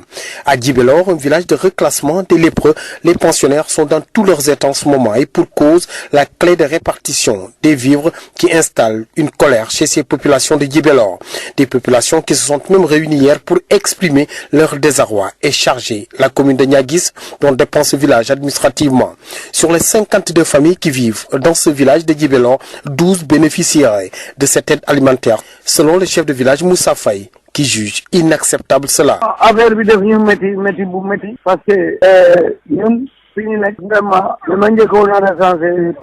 Vraiment, nous sommes très fâchés, parce que moi-même, au début, j'avais recensé tout le monde. Mais malheureusement, on m'a fait savoir que cette liste, tout le monde ne peut pas bénéficier. C'est juste 8 personnes, plus 4, ça fait 12 sur toute la population de Djibelor. Ça, vraiment, c'est pas possible parce que nous tous ici, toutes les populations de Djibelor sont démunies, c'est des populations vulnérables. Sinon, on n'a qu'à laisser en tout cas ces vivres à Niaguis.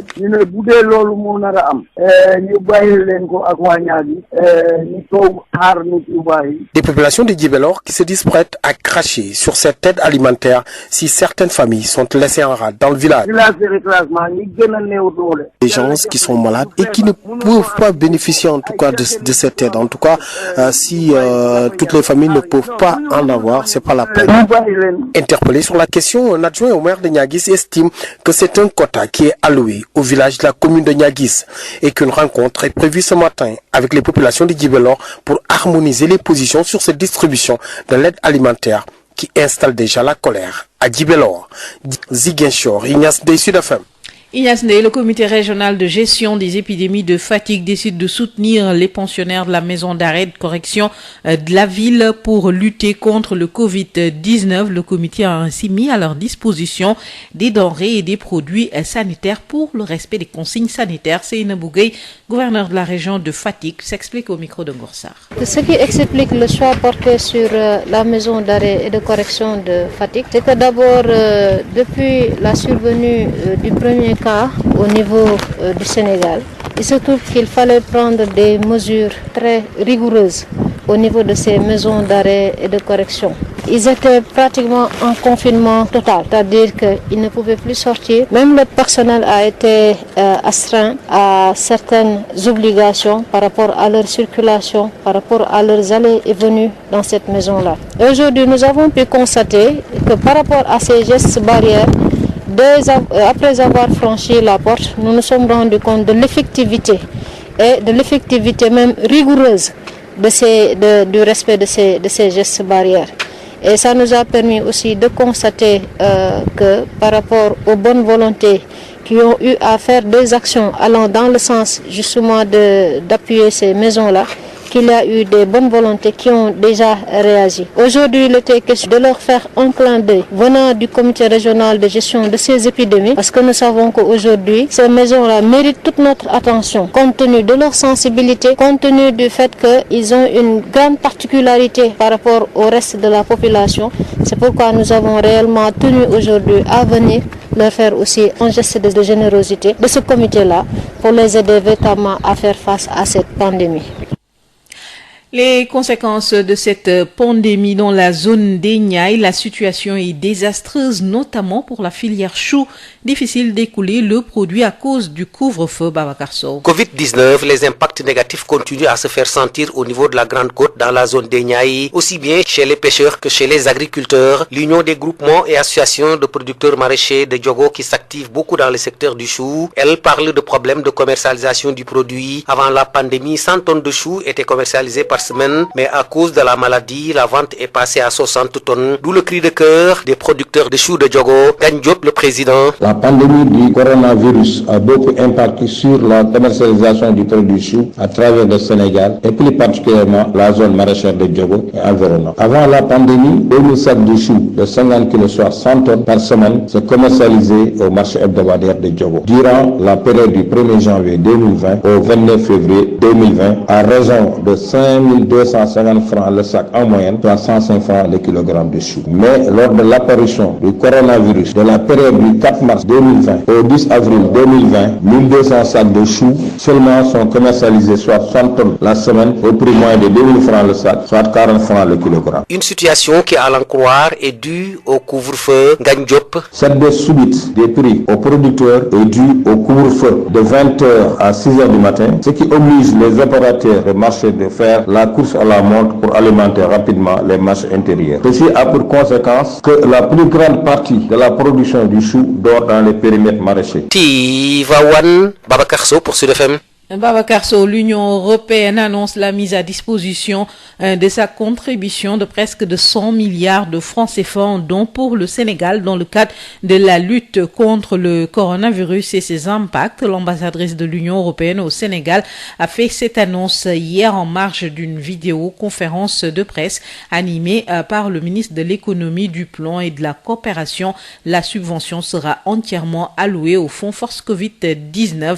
Et les précisions avec Amadou Moustapha Dian. L'Union européenne débloque pour le compte du Sénégal un appui budgétaire de 150 millions d'euros, soit 100 milliards de francs CFA, sous forme de dons, annonce Madame Irène Ingesson, ambassadrice de l'Union au Sénégal, au cours d'une vidéoconférence.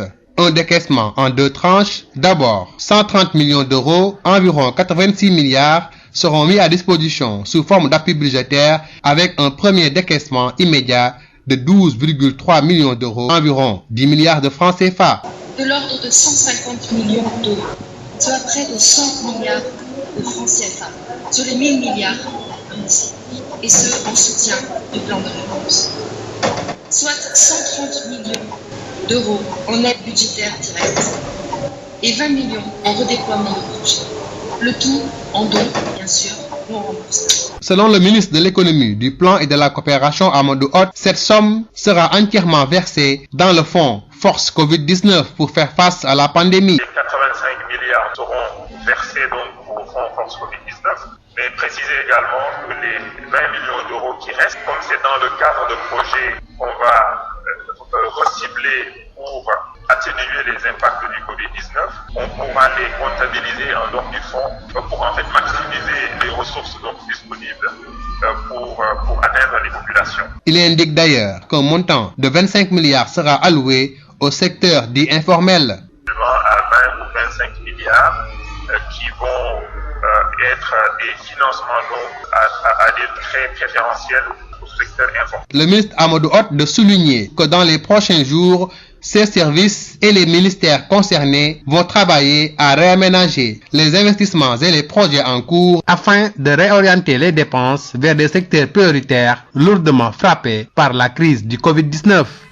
Amadou Moustapha Dian, le secteur de l'éducation fortement impacté, les lycées, les collèges et les universités sont fermés. Les autorités font des propositions pour sauver les enseignements apprentissages, éviter une année blanche ou invalide. Le secrétaire général national du syndicat autonome pour le développement de l'éducation et de la formation, SADEF, estime que le ministère de l'éducation n'a pas fait de bonnes propositions. Mbaye Sarr, secrétaire général national du syndicat, nous explique au micro de Mamadou Camara. Le fonds Force Covid-19 est considéré comme une source où chacun cherche à trouver une place pour venir s'y désaltérer. C'est dommage et c'est regrettable. Et c'est la raison pour laquelle les initiatives, ça est la prise par le ministère de l'Éducation nationale, allant dans le sens de dérouler la continuité des enseignements apprentissages, n'est rien d'autre que du bluff. Et c'est un prétexte pour moi fallacieux qui pourrait permettre le ministère à disposer d'un appui éventuel provenant de ce fonds-là pour donner l'impression qu'il assure la continuité pédagogique, qu'il assure les enseignements apprentissages, que les parents d'élèves soient rassurés, que le président de la République soit rassuré, que l'État soit rassuré, que les cours continuent à être déroulés. Ça, c'est du bluff. Et c'est la raison pour laquelle nous demandons au ministre d'arrêter encore cette initiative-là. Le Sénégal, c'est un État souverain. Le Sénégal, c'est un État démocratique.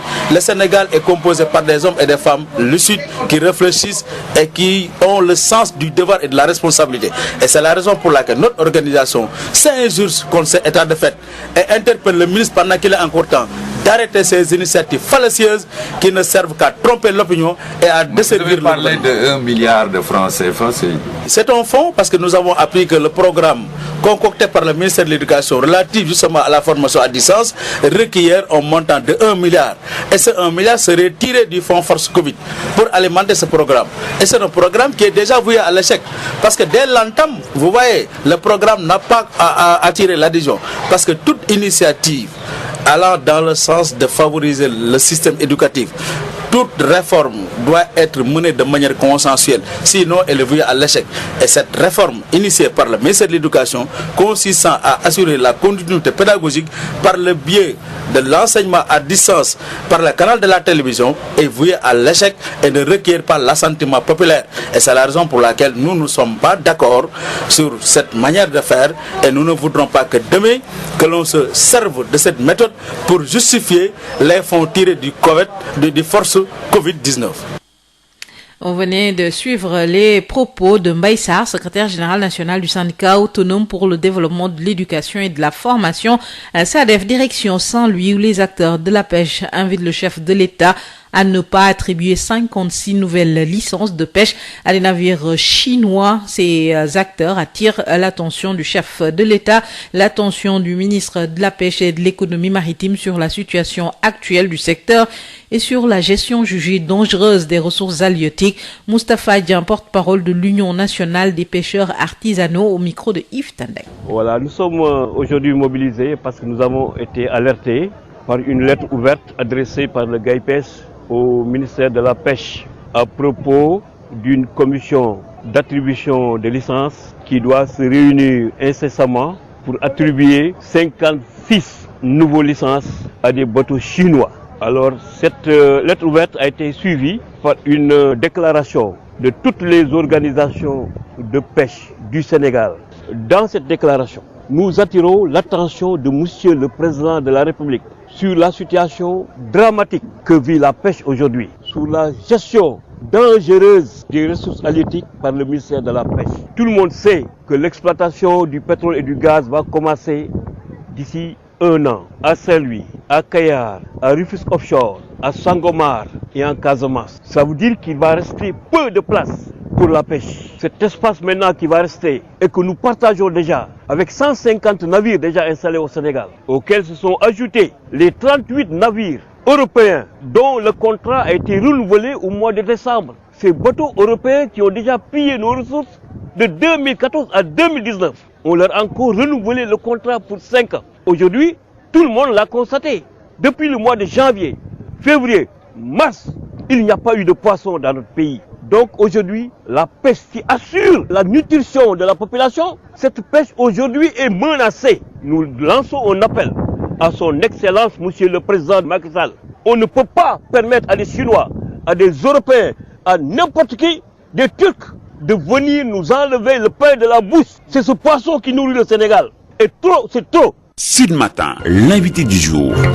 Le professeur Moussa Seydi, chef du service des maladies infectieuses de l'hôpital de Fann, était hier à Tambacounda pour visiter le centre de traitement dédié du Covid-19. Il estime que les malades sont correctement pris en charge sur place à Tambacounda. Le professeur Moussa Seydi est interrogé par Boubacar Tamba. L'objet de ma mission, pour faire simple, c'est un rapport à la qualité de la prise en charge des malades dans un premier. Vous avez vu quoi? Je suis satisfait de ma visite parce que j'ai vu que le centre de traitement est adéquat, même s'il doit être amélioré, même s'il faut créer un autre centre de traitement, qu'il fallait un centre de traitement au niveau de toutes les régions. Même si la région n'a pas de cas, ça ne fait rien, c'est tant mieux. C'est comme une assurance. Oui, ce centre est adéquat, il devra certainement être un peu amélioré, mais l'idéal c'est d'avoir un autre centre de traitement et Tamba mérite ce centre. J'ai vu des malades qui sont très correctement pris en charge sur le plan somatique, mais aussi sur le plan psychologique. Et ça, c'est très important. J'ai constaté comment les médecins se comportent avec les patients, parce que vous avez des patients qui ne sont pas gravement malades, le plus souvent, s'ils doivent rester 10 jours dans un endroit non confortable ou avec le stress lui-même peut devenir plus dangereux que la maladie. J'ai vu que les médecins sont conscients de ça. Ils font tout pour qu'ils soient bien traités sur le plan nutritionnel, sur le plan psychologique, et ça aussi, ça me réjouit. Je n'ai pas constaté de déficience par rapport aux équipements et aux moyens disponibles, mais comme j'ai l'habitude de le dire, on n'a pas encore beaucoup de cas. Donc c'est pas étonnant que les moyens soient disponibles, mais il faut prévoir beaucoup plus de cas. C'est quand on se prépare au pire qu'on peut faire face. C'est important que Tambacounda ait son centre de traitement, même s'il y a déjà des lits disponibles qui ne sont pas encore occupés. J'ai vu une équipe engagée, une équipe dynamique, une équipe compétente. Et je leur fais entièrement confiance. Il y a un réanimateur sur place. Tamba n'a pas besoin même d'évacuer les malades à Dakar. Et ça, c'est une raison supplémentaire pour que l'État aussi s'occupe davantage de Tamba pour mieux équiper la structure sanitaire de référence, puisque Tamba polarise beaucoup de villages, beaucoup de pays, je dirais. Donc c'est important que Tamba soit encore mieux doté, bien sûr en infrastructure, en ressources humaines. Il faut que la communauté aussi vous aide. Si la communauté n'agit pas en conséquence, le combat risque d'être perdu. Mais si la communauté fait un peu d'effort, vous allez contenir l'épidémie. Et quelque chose qui m'a fait chaud au cœur, c'est que M. le gouverneur est proposé à ce qu'on fasse le plus de dépistage possible. Si l'Allemagne s'en sort mieux, si la Corée s'en sort mieux, c'est parce qu'ils font tout pour dépister le maximum de personnes. Et vous pouvez les prendre en charge correctement. Moi, je n'ai pas d'inquiétude par rapport à Tamba, mais Tamba doit être davantage soutenu pour que la région n'ait rien à envier à Dakar en matière de prise en charge médicale.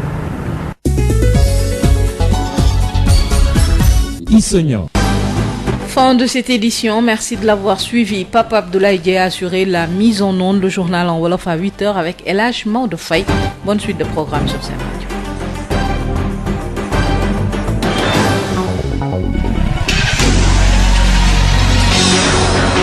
feebaru coronavirus ba léegi mi ngi fii ci biir réew mi léegi sax saa su ne dañuy faral di nemmeeku ne am nañu ay cas communautaire lan mooy cas communautaire. cas communautaire yi mooy cas yoo xam ni kenn xamul fi ñu jëlee doomu jàngoro ji donc kenn xamul kan moo leen wàll. docteur Boubacar Signaté nekk urgentiste di ci yokk di xamle ne cas communautaire yooyu sax laata ñu leen di identifier dina fekk ñu wàll yeneen i nit. xayma nañ à peu près kenn ku nekk mun na wàll ñaar ba ñetti nit en temps normal. na ëpp loolu sax donc tant que gisuñu source boobu di wàll nit ñi feebar bi day gën a law moom muy gën di wàll ñeneen. ana yan matuwaay la ñu war a mën a jël ngir fexe nag ba lii tàmbalee di fës di cas communautaire yi ñu faagaagal ko. cas communautaire yi mi ngi bëgg a bëri mi ngi bëgg a jégg dayo bon dëgg région bu nekk gouverneur bi mooy diriger comité régional bi xamante ne moom moo yor xeex bi ñu ngi leen di ñaan ku nekk nga am taxawaay pour cas communautaire yooyu ñu mën ko daggal nu mu gën a gaawee. ay gouverneur yu bëri ñoom sax tàmbale woon nañu di jël seeni matuwaay gouverneur bu Tambacounda keroog ba mu amee benn cas bu fës foofu nga xam ne moom mooy ci biir douane bi mu daal di jël décision ne village bii di Boyingal Bamba te bu nekk nag ci biir département bu Goudiri dañu koy tëj kenn du fa dugg kenn du fa génn ngir fexe nag ba gën a xeex lépp lu jublu ci wàllu feebar boobu fii ci biir Kër Massar préfet bu diwaan bu Pikine moom it daal dina jël décision ne rond point ba kenn dootu fa ubbi ci benn boutique te it sax dajaloo nga fay faral di am nag dañu ko teree yooyu dogal ñoo fekk si nag yeneen mesures yi nga xam ne gouvernement bi ba feebar bi di coronavirus tàmbalee ba léegi ñu ngi koy jël. ministère de la santé et de l'action sociale mi ngi demander population yi ñu déglu bu baax te dégg ndigal yi ñu leen di jox pour que ñu mën a daan Covid 19 bi gën nekk suñu réew.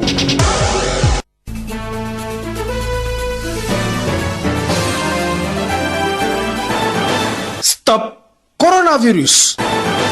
Stop coronavirus. Sud FM fas yéene bay waaram ci lii nga xam ne mooy taxawaay yi ngir coronavirus bañ a law ci biir réew mi bés bu yàlla sàkk bu ñeenti waxtu jotee ci ngoon daañu leen defal tolluwaay yi nga xam ne moo am ci biir réew mi taxawaay yi ci war a am taxawaay yi ñu ci andi ak lépp luy méngoog moom ngir lii di coronavirus bañ a law ci biir réew mi kon nag bu 16h jotee.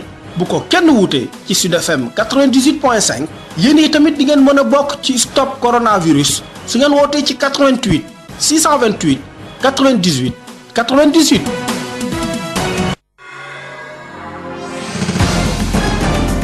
Votre émission Cauchemar d'entrepreneurs revient pour une édition spéciale Covid-19 et ses impacts sur les entreprises africaines. Plus d'un mois après l'entrée du virus sur le continent, que deviennent ces entreprises qui ont dû fermer? Comment font-elles face aux difficultés de trésorerie? Arrivent-elles à planifier l'après-pandémie? Ce jeudi 23 avril, dès 18h30, Mariama Touré revient sur tous ces aspects avec au bout du fil des entrepreneurs installés dans plusieurs pays africains. Cauchemar d'entrepreneurs, une édition spéciale Covid-19, c'est ce jeudi 23 avril à partir de 18h30 en direct sur Sud FM Sen Radio 98.5. Sud FM chez vous à tout instant. Canal Plus mu ngi leen di ñaanal bëccëgu jàmm. Sud FM. Il est 8h. Maodo Faye. kay jërë ngeen jëf mbokk yi juróom-ñetti waxtu mooy door a jot nu fas yéene leen a jot liyaat xabaar yi doore ko rek ci.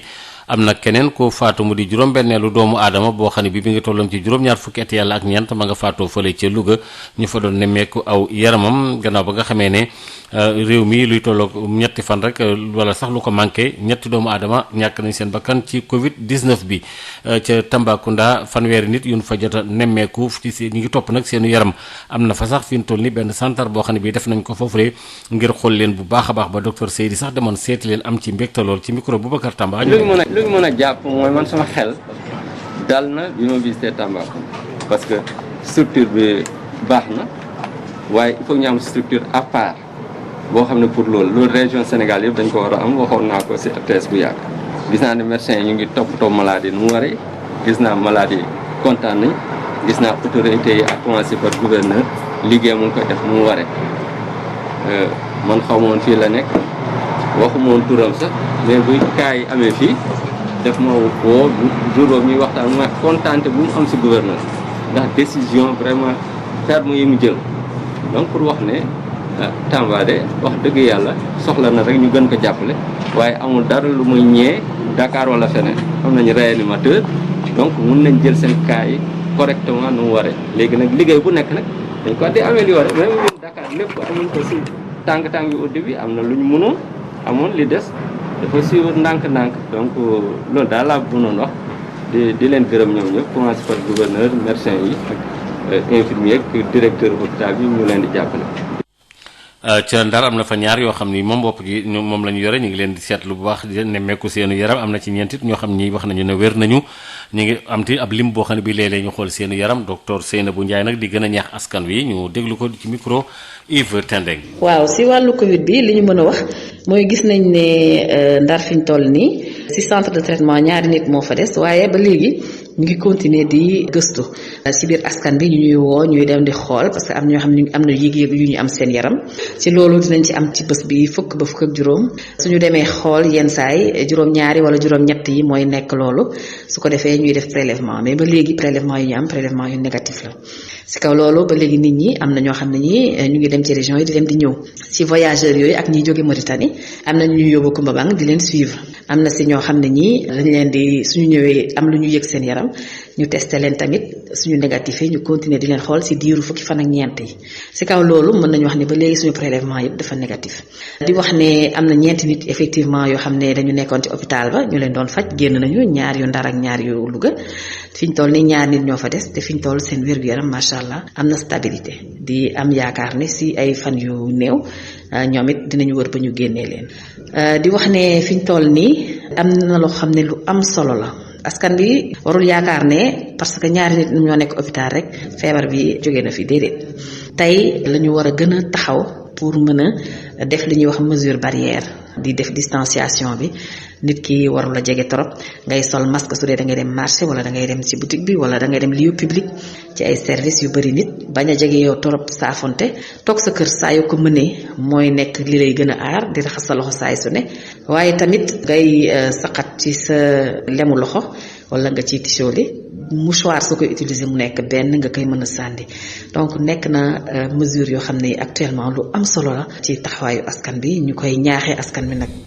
ñu koy ñaaxee askan wi fële am na ay cas yoo xam ne jot nañ ko nemmeeku fële ci diggante Touba ak Mbacké ci ay commerçant yi nekk ci marché Ocass itam ba tax na daal marché boobu sax gannaaw ba nga xamee ne kilifa yi nekk foofule waxtaan nañu ak itam ñi nga xam ne autorités yi maanaam ak ñi waa yore waa kër docteur médecin chef bi nekk foofule nee ñu daal li ñu mujj jàpp rek mooy suba ci alxames ji daañu tëj marché boobu ca Touba ak bu Mbacké rawat nag marché Ocass ndax foofu itam dafa am ay nit ñoo xam ne daal wàllante bi cas communautaire yi dafa am foofule moo tax ñu fas yéene tëj marché yooyu la itam masque yi itam di ko gàddu moom ci altine ba léegi dañuy jàpp ne lu jaadu la ci nit ñi di ko def itam ab arrêté la ministre bi génnee Aliou Nguy Ndiaye waaye nag ci njaay mi dafa am ak yokku gu ci am lool ci net bi xadi seen jëndum masque mu ngi mel ni tulleeg maale gannaaw ba gouvernement bi waxee ne ñëpp dañoo war a soli masque pharmacie yu bëri nag amuñu ko waaye jëfandiku yi daw ci l'internet bi foofee nga xamante ne nag modèle yu bëri lañ leen di proposer lu ci mel ni ay masque chirurgical yu am ñetti pli FFP2 wala sax FFP3 nit ñi nag liñ ko gën a soxlaa njëg la di gën a yokk Mamor nekk ba Turquie moom dafay yónnee ay masque fii ci Sénégal mu ñuy wax lan moo waral boobu la yokkute. prix dafay varier selon milieu bi par exemple ñun ñu nekk fii Istanbul mën nga jëndee masque benn boîte masque 10 000 francs CFA wala nga jëndee ko 12 500 wala nga jëndee ko 13 000 ba 15 000 francs ça dépend ci qualité masque bi ngay jënd ak ki la ko jaay fi mu la ko jaayee léegi boo ko jëndee ba pare nga fayal ko 2 500 dédouanement ba pare nga doog a fay transport bi ko yóbbu Sénégal mooy fret bi arrivé au pays mën na la dikkee ba 17 000 voilà moo tax day cher buy egg ci Sénégal. léegi ci l'internet bi daanaka ñëpp rek ay jaaykatu masque lañu loolu tamit dafay tax ba njëg lu yokku ndax dañuy jënd di jaayaat seen biir. après yow nga bëgg ko jaay koo xamante ne kooku day dem jaayaat ko keneen intermédiaire yi dugg ci biir da nga gis koo xam day ñëw ràng ko ci yow 20 000 dem jaayawaat ko 21 000 kooku jaayee ko keneen 22 000 ba muy egg si ki koy utiliser nga xam ne buy egg si ki koy utiliser kooku ba deful ndànk boîte bi mën na ko dikkee 25 000. Alsaan moom day jënd di jaayaat wala muy ràngu maanaam bu gisee nit kiy jaay masque rek mu proposé ko beneen client mën cee am dara. moom nag gis na ne fournisseurs yi ñoom ñoo yokk njëg yi ndax xam nañ ne nit ñi soxla nañ ko fi mu nekk nii. fournisseurs yi dañuy abuser ci prix yi quoi ñoom dañuy jouer en fonction avancement maladie bi léegi ñoom léegi revendeurs yi dañoo bëri te commande bi xam nga dafa bari quoi. ñoom dañuy jouer ci affaire yi quoi. ci prix yi masque yi cher na trop parce que loo xamante ni doon jar boîte yi doon jar ay 5000 xaw ma 10 000 gars yi jékki-jékki exagéré stock bi ñu am ñoo xamante ni yoroon stock bu bari ñu dóor ko mu jeex affaire yi manqué ñuy passé commande ay Chine Turquie et tout affaire yi ñëwaat ñu aj prix yi def ay 35000 masque yi demoon na ba 35000 francs masque 30000 du genre doo mën a comprendre quoi. yokkute njëg yi nag ci masque yi nekk na lu doy waar même bu fekkee ne kaaraange gi bu mu war a def ci nit ki des na.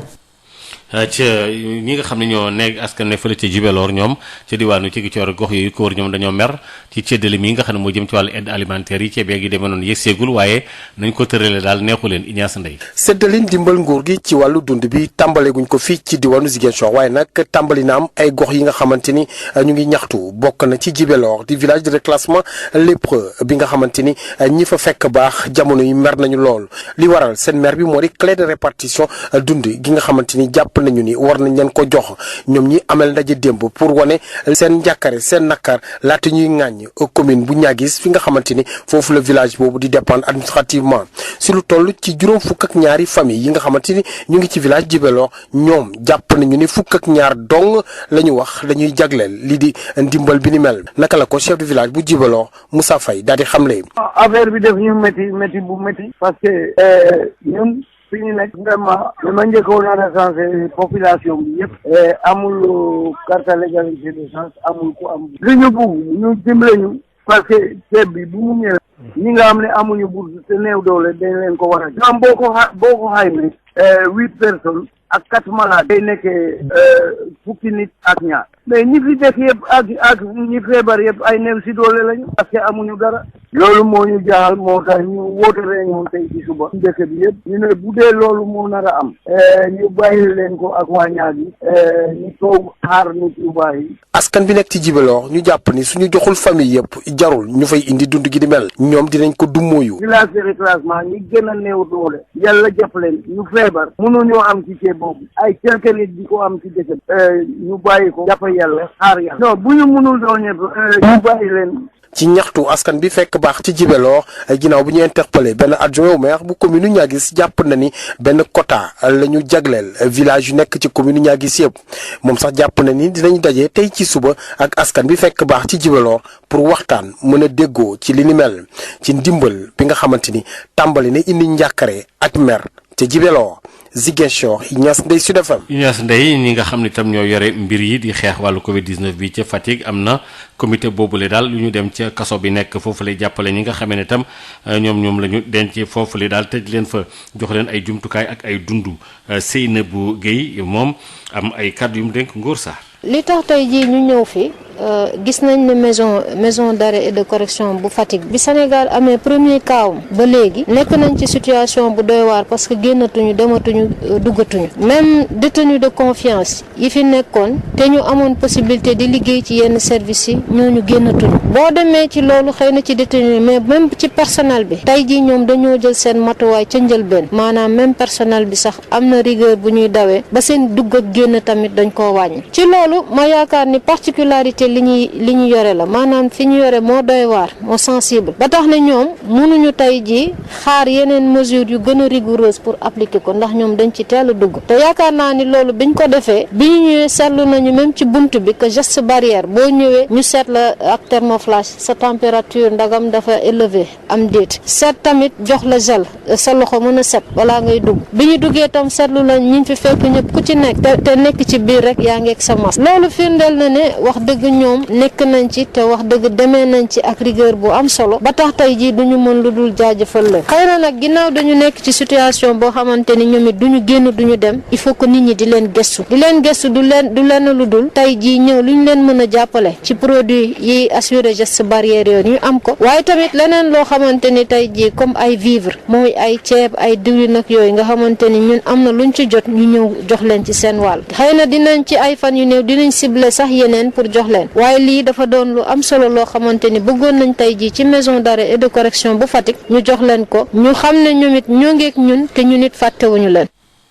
ci li nga xam ne moo am ci wàllu Covid 19 bi ak li nga xam ne itam jur na ko ci ñaay bi ñuy bay ci mbayum supame mi day ñoom am nañ ay jafe-jafe lool ndax itam daanaka li ñu jot a béyee kës néew dañ ko jëndul ci jamono yu ñu toll ndax couvre-feu bi bu Babacar Sow. jàngoroy Covid 19 ba léegi wéy di andil jafe-jafe doomi réewum Sénégal rawatina ñi nekk ci Grande Côte zone des Niayes di yëngu ci mbay mi ak napp gi kuréel gi nga xamee ni mu ëmb groupement producteurs yi yëngu ci mbayum dër bi nekk ca Jogo ki ci supame ji ñoom nee nañu daal jafe-jafe jaay produit bi la ñu am balaa feebar bi di yegg ci réewum Sénégal téeméeri tonne daan nañu ko jaay ay bés bu nekk waaye day jamono ji mënuñoo jaay sax juróom benn fukki tonne ba tax sax ñuy sànni ki yoox Ngagne Diop mooy seen président. balaa feebar bi am doon nañu jënd lu mu néew néew ñaari junni saaku suuf maanaam bëgg nañ xayma muy 100 tonnes par semaine ci marché Diogo ci période 1er janvier 2020 ba 29 février 2020 boo doon xayma prix lu mu doon jar jamono yooyu ci gën ngaa néew 5250 francs la saako bu nekk maanaam boo ko doon xayma mu nekk 105 francs maanaam ñaar fukk ak benn kilo su bu nekk waaye bi coronavirus bi amee bu ñu seetloo le 4 mars 2020 ba le 10 avril 2020 junniy saako ak ñaari téeméer saako suuf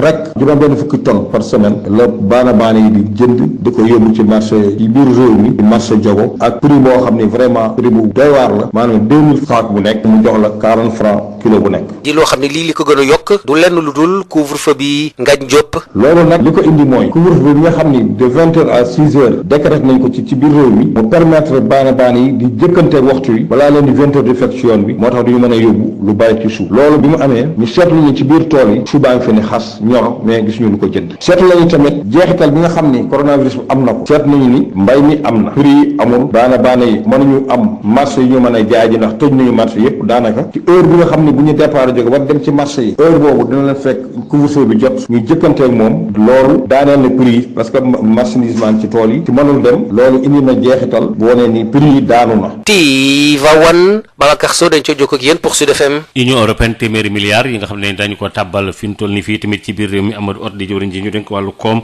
ak plan ak yu jëm ci wàllu suqaliku développement ak yu demee noonu ne loolu ay koppar la yoo xam ne am na ci yooyu fokk ñu jubbantu ko dugal ko ci Covid 19 bi ñu déglu ko ci micro Moustapha Dieng. 85 milliards yooyu ci aide budgétaire la donc ci budget bi lay dem ci fonds force Covid 19 directement c'est très flexible day ñëw dugg ci kees bi ñu utiliser ko pour fay dépense yu ñu war a def yëpp 100 milliards laa waxoon donc des na fukki milliards yu juróom yooyu nag Union européenne dafa décider ay projet yoo xam ne dafa existé woon yoo xam ne ñu ngi ko doon doxal ci dëkk bi projet yoo xam ne mu ngi dimbali par exemple ndaw ñi mu ngi dimbali par exemple ñi nekk secteur artisanat ñi nekk par exemple secteur commercialisation agriculture nga xam ne ANIDA ñu doon def ak ñoom ay projet ministère par exemple de l'intérieur ministère de la femme et cetera projet yi nga xam ne yëpp dañoo existé woon ñu xoolaat leen jëlaat xaalis bi fa nekk bi ñu xool nu ñuy def ba réorienter projet yooyu nag ci ay anam ci ay secteur wala ci ay population yoo xam ne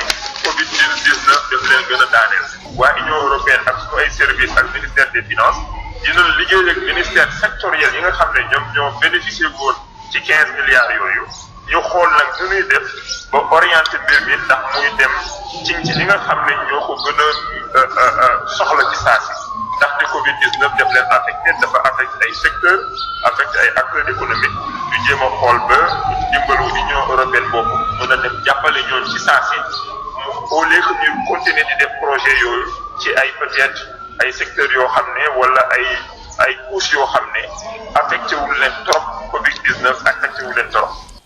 ca fële nga xamee ne moo di ca Saloum ak syndicat bi nga xam ne moo di SADEF nekk ci wàllu njàng mi ñoom daal am na gis-gis bu nu am daal ngir mën a xalaat boo xam ne bi dafay sauver année scolaire bi itam ak ci njàng mi daal mu bañ a daal nekk at mu naax saay secrétaire général bu syndicat boobu nga xam ne moom mooy yëngu ci wàllu njàng mi ak wàllu développement éducation di SADEF moom ne daal proposition yi nga xam ne maanaam digal yi nga xam ne ministre bi ñu dénk wàllu njàng mi def na ko loolu dafa nekk loo xam ne daanaka ay gént la li mu bëgg rek loolu da ci am du lenn lu dul xanaa am bénéfice rek ci fonds yi ñuy joxe ci Covid 19 bi waaye loolu xel mënu ko nangu Mbaye Sarr la tudd mooy secrétaire général bi jokkoo ci ak Mamadou Camara. njàng mi pour mu delluwaat melaat na mu waroon a mel pour que su année bi sauvé yaakaar naa ne lu doy waar lay doon coronavirus bi tant que mi ngi continuer di lëmbe ci réew mi bët bu set ñu naan ñu cas communautaire fële cas communautaire fay loolu xel xalaatul ubbi école pour di dugal xale yi parce que xale yi c'est des vecteurs potentiels te loolu jàpp naa ne pour feebar bi law ci réew mi léegi mooy ubbil école yi et comme président de la république dafa jëloon dogal tëj école yi depuis le 16 mars bañoon na virus bi law ci réew mi ba mu tëj école yooyu yaakaar naa ne la taxoon président tëj école yi ba léegi tey la wàllu gën a ay saluer initiative bu président de la république jël tëj école yi parce que dafa bëgg a sauver élèves yi ak enseignants yi ak askan wi ci propagation feebar bi. mais ministre bi am na lu mu proposé. ministre bi li mu proposé ba nekkul proposition bu baax parce que dafa war a am lu laytaay loolu ba pare parce que dañoo nekk ci réew mu nga xam ne courant bi dajul fépp internet bi dajul fépp même am na ay famille yoo xam ne amuñu ay télévision nga ne léegi da ngay jël njàng mi di ko def ci par canal TNT yaakaar naa ne loolu mooy foye njàng mi foye système bi ba pare sacrifier avenir u xale yi ba tax na initiative boobu ministre bi jël affaire u amateurisme la dafa nekk dans un tâtonnement expérimental qui ne dit pas son nom kon donc dafa war a arrêter loolu arrêter yi fi caaxaan yooyu parce que bu ñu la jëlee fal la def la ministre de l'éducation da nga war a xalaat luy jëmale njàng mi ëllëg xalaat avenir u xale yi xalaat seen santé d'abord waane bëgg a sauvegarder sa poste di xalaat lu nga xamante ne bi pour nax nit ñi la mooy initiative yooyu ministre de l'éducation jël mu ne dafay jàngale à distance nekkul initiative bu gën parce que amoon na lu ko laytaay sama xalaat la que dama yaakaar ne fond boobu ñuy wax force Covid 19 dafa nekk li tubaab naan source la bu nga xamante ne bii kenn ku ci nekk yaa nga seet tey place boo wut pour que nga naan ci pour man warul nekkee loolu kenn ku ci nekk domaine boo nekk da nga war a seet li gën ci sa domaine ba nga def ko waaye parce que fond baa ngi fi naa élaborer benn programme pour que ñu jot ci fond bi man cee jëfandiku te jëkkul rafetul njort boobu laa am programme yii ministre bi jël ne day def formation à distance te naam dégg naa ñu ne programme bi 1 milliard lay coûter ma jàpp ne 1 milliard boobu ñu ngi ko war a tibbe ci fond force Covid boobu pour war ko doxal jàpp naa ne loolu ay naxi mbaay la te bu ko président financé ëllëg day nax président day nax askan wi day nax parents d'élèves yi day nax jàngalekat yi lu dul dëgg duñ ci ànd ba moo tax ñuy teel a alerté wax ne loolu du dëgg du yoon. ca Ndar ñi nga xam ne ñoom nekk ci wàllu napp gi ñoom daal nee ñu ay yeneen i licence moom yi ñu jox chinois yi bëgguñu ko dégg fenn am na nag lu ñuy ruumandaat naan lu tolloog juróom fukk ak juróom benn ci yeneen licence yoo xam ne bëgg nañ leen koo jox te loolu su keroogee ñoom seen gaal yu mag yooyu lay da leen di yàqal ndax seenu napp kon day gën a dellu ginnaaw. Idrissa Ndiaye membre la ci ñi yor wàllu napp gi foofu am na lu mu ci rotal ci micro Yves ten ak ñu dégg. waaw tey taxawaay bi dara waralu ko maanaam di dénoncer mbir moo xam te ni xëy na egseegul dañu dégg ni état Sénégal dafa pare pour signer 52 licences ay navires étrangers yoo xam te ni dañuy ñëw si géej Sénégal gi di pes te it jàpp naa ni maanaam géej yi ñun mool yi doyunu moo waral fépp foo xam te ni géej am na ci suñu région bi ñun doo ngi fay dem pour wut fa licence jàpp naa nag maanaam état Sénégal du dem di ñaan licence pare di jël géejam di ko maye waaw te it ñun maanaam géej dafa xat si ñun kenn ku nekk gis nga ne pétrole ak gaz bi nga xam te ne feeñ na si géej maanaam état Sénégal exploité ka mool yi gisuñu seen bopp loolu waroon na ko doy sëkk parce que ñun am na zone yi ñu daan pes mënatuñ fa pes parce que dañ fay exploité gaz ak pétrole léegi ñu bëgg indiwaat 52 navires loolu wax dëgg yàlla nekk na loo xam te ne lu doy waar la si ñun te it loolu moom wax dëgg yàlla ñun mool yi duñ ko fekke moom duñ ko fekk loolu mënuñu ko nangu mukk duñ ko nangu te it ñuy interpellé président Macky Sall mu waxal ministre am bii nii loolu mu bañ ko def te it bato yooyu dafa am ay sénégalais yoo xamante ni noonu ni moo ñëw jël seen tur jox étranger yooyu noonu pour ñoom ñu jox leen licence waaw ñooñu kon ñooñu ñooy pexe pour def loolu an bëgg état Sénégal xam loolu kenn ku nekk gis nga fan yi ay bateau turquie yoo xam te ni ay sénégalais ñoo jël seen tur jox leen ka ñuy pêche ci géej Sénégal di transport Sénégal di débarquer ay 20 camions yow Ndar gii nii janvier février mars da nga daan jàpp jën sax doo ko mën jaay ndax bare mais pour l'instant ni janvier ba février ba mars jën teeru fi kon kenn ku nekk xamul ne géej gi maanaam tumranke na jën kon lii ñun tiital nañu ñun mool yi suñu ëllëg kenn xamul fu muy mucc noo ngi interpellé nag président Macky Sall mu wax ci lii te it jàpp naa ni maanaam lu olof Njaay naan gumba tal na leen lu tëb teen pour l'instant nii ñëpp noo concentré wu si feebar bi ñoom ñu jaar suuf bi daf yi kenn xamul loolu tamit jaaxal nañ trop noo ngi interpellé nag président Macky Sall comme ñun ñëpp muy suñu père mu wax ci lii parce que ñun mool yi moom lii du nga ko nangu mën nu ko seetaan mukk Sud FM ganu bés bi. professeur Moussa Seydi la ba mu demee fële ca Tambacounda di seet centre bi nga foofu ba nekk foofee ci Covid 19 bi lu mu gàtt gàtt am na fanweeri doomu aadama yoo xam ne yor nañ tawat jooju lee ñu déglu ko ci micro Boubacar Tamba. lu ñu mën a jàpp mooy man sama xel dal na bi ma visité Tambacounda parce que structure bi baax na waaye il faut ñu am structure à part boo xam ne pour loolu région Sénégal yëpp dañ ko war a am waxoon naa ko si RTS bu yàgg. gis naa ne médecins yi ñu ngi toppatoo maladie nu mu waree gis naa maladie kontaan nañ gis naa autorités yi à commencer par gouverneur liggéey mu ngi koy def nu mu waree man xaw ma woon fii la nekk waxuma woon turam sax mais bu cas yi amee fii def ma woo jour boobu ñuy waxtaan ma kontaante bu mu am si gouverneur ndax décision vraiment ferme yi mu jël donc pour wax ne Tamba de wax dëgg yàlla soxla na rek ñu gën ko jàppale waaye amul dara lu muy ñee Dakar wala feneen am nañu réanimateur donc mun nañ jël seen cas yi correctement nu mu waree léegi nag liggéey bu nekk nag dañ ko di améliorer même ñun Dakar lépp amuñ ko si tàng-tàng bi au début am na lu ñu mënoon amoon li des dafa suivre ndànk-ndànk donc loolu daal laa mënoon wax di leen gërëm ñoom ñëpp commencé par gouverneur médecin yi ak infirmier ak directeur hôpital bi ñu leen di jàppale di gërëm ministre de la santé ministre de l'intérieur di beral aussi gërëm chef de l'État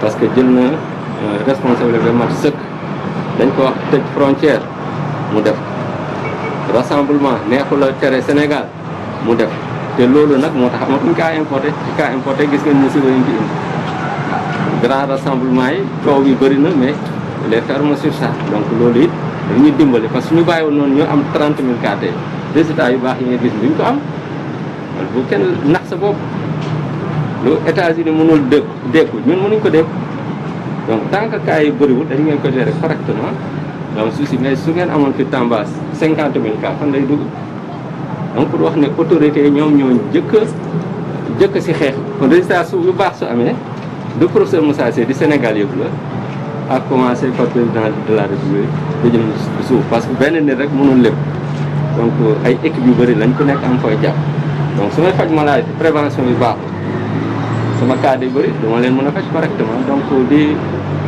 di gërëm presse bi rek mais wax yu rafet yi ñuy wax yi pour man maa ngi leen siy sant mais pour man encouragement la mais tekkoon ne sama résultat Sénégal yëpp la daal loolu la ñu war a def il faut que ñëpp jàpp si di bañ a néewal nag feebar bi parce que feebar bi day reyaate rey na juróomi nit Sénégal appel bi moom mooy rek nit ñi xam ne feebar bi dafa am pàcc yu bëri docteur yaa ngi faj prévention il faut ñu def prévention nag am na partie boo xam ne communauté bi moo ko mën a def donc communauté il faut ñu respecter conseils yi ñu leen di wax moytu génn bi di gën a set raxas seen loxo suñ génnee jël seen distance bañ di jege nit ñoo xam ne xamuñ ndax feebar nañ wala feebaruñ kuy sëqat wala di tusooli nga utiliser mouchoir jetable après sànni ko si ay bu mel ni poubelle boo xam ne dafay tëju ku feebar nga teel a consulter parce que soo teelee consulter moom amul risque bu rëy ba pare c'est important aussi bàyyi stigmatisation bu feebar bi su génn ñu koy xoolee yenn bët yi naan kii suñu def loolu nit ñi dañuy toog seen kër bañ a faju te suñuy génn sax duñ moytu kenn ce qui fait que feebar bi gën a law fi donc stigmatisation baaxul mooy conseil yi ñu joxe fépp rek moom la ñuy mën a joxe ci si Tamba. Maodo Faye. jërëjëf Papa Lay jërëjëf itam mbokk yi ñu doon déglu kon foofu la xabaar yi bu rëy ñu ngi leen di ñaanal jàmm.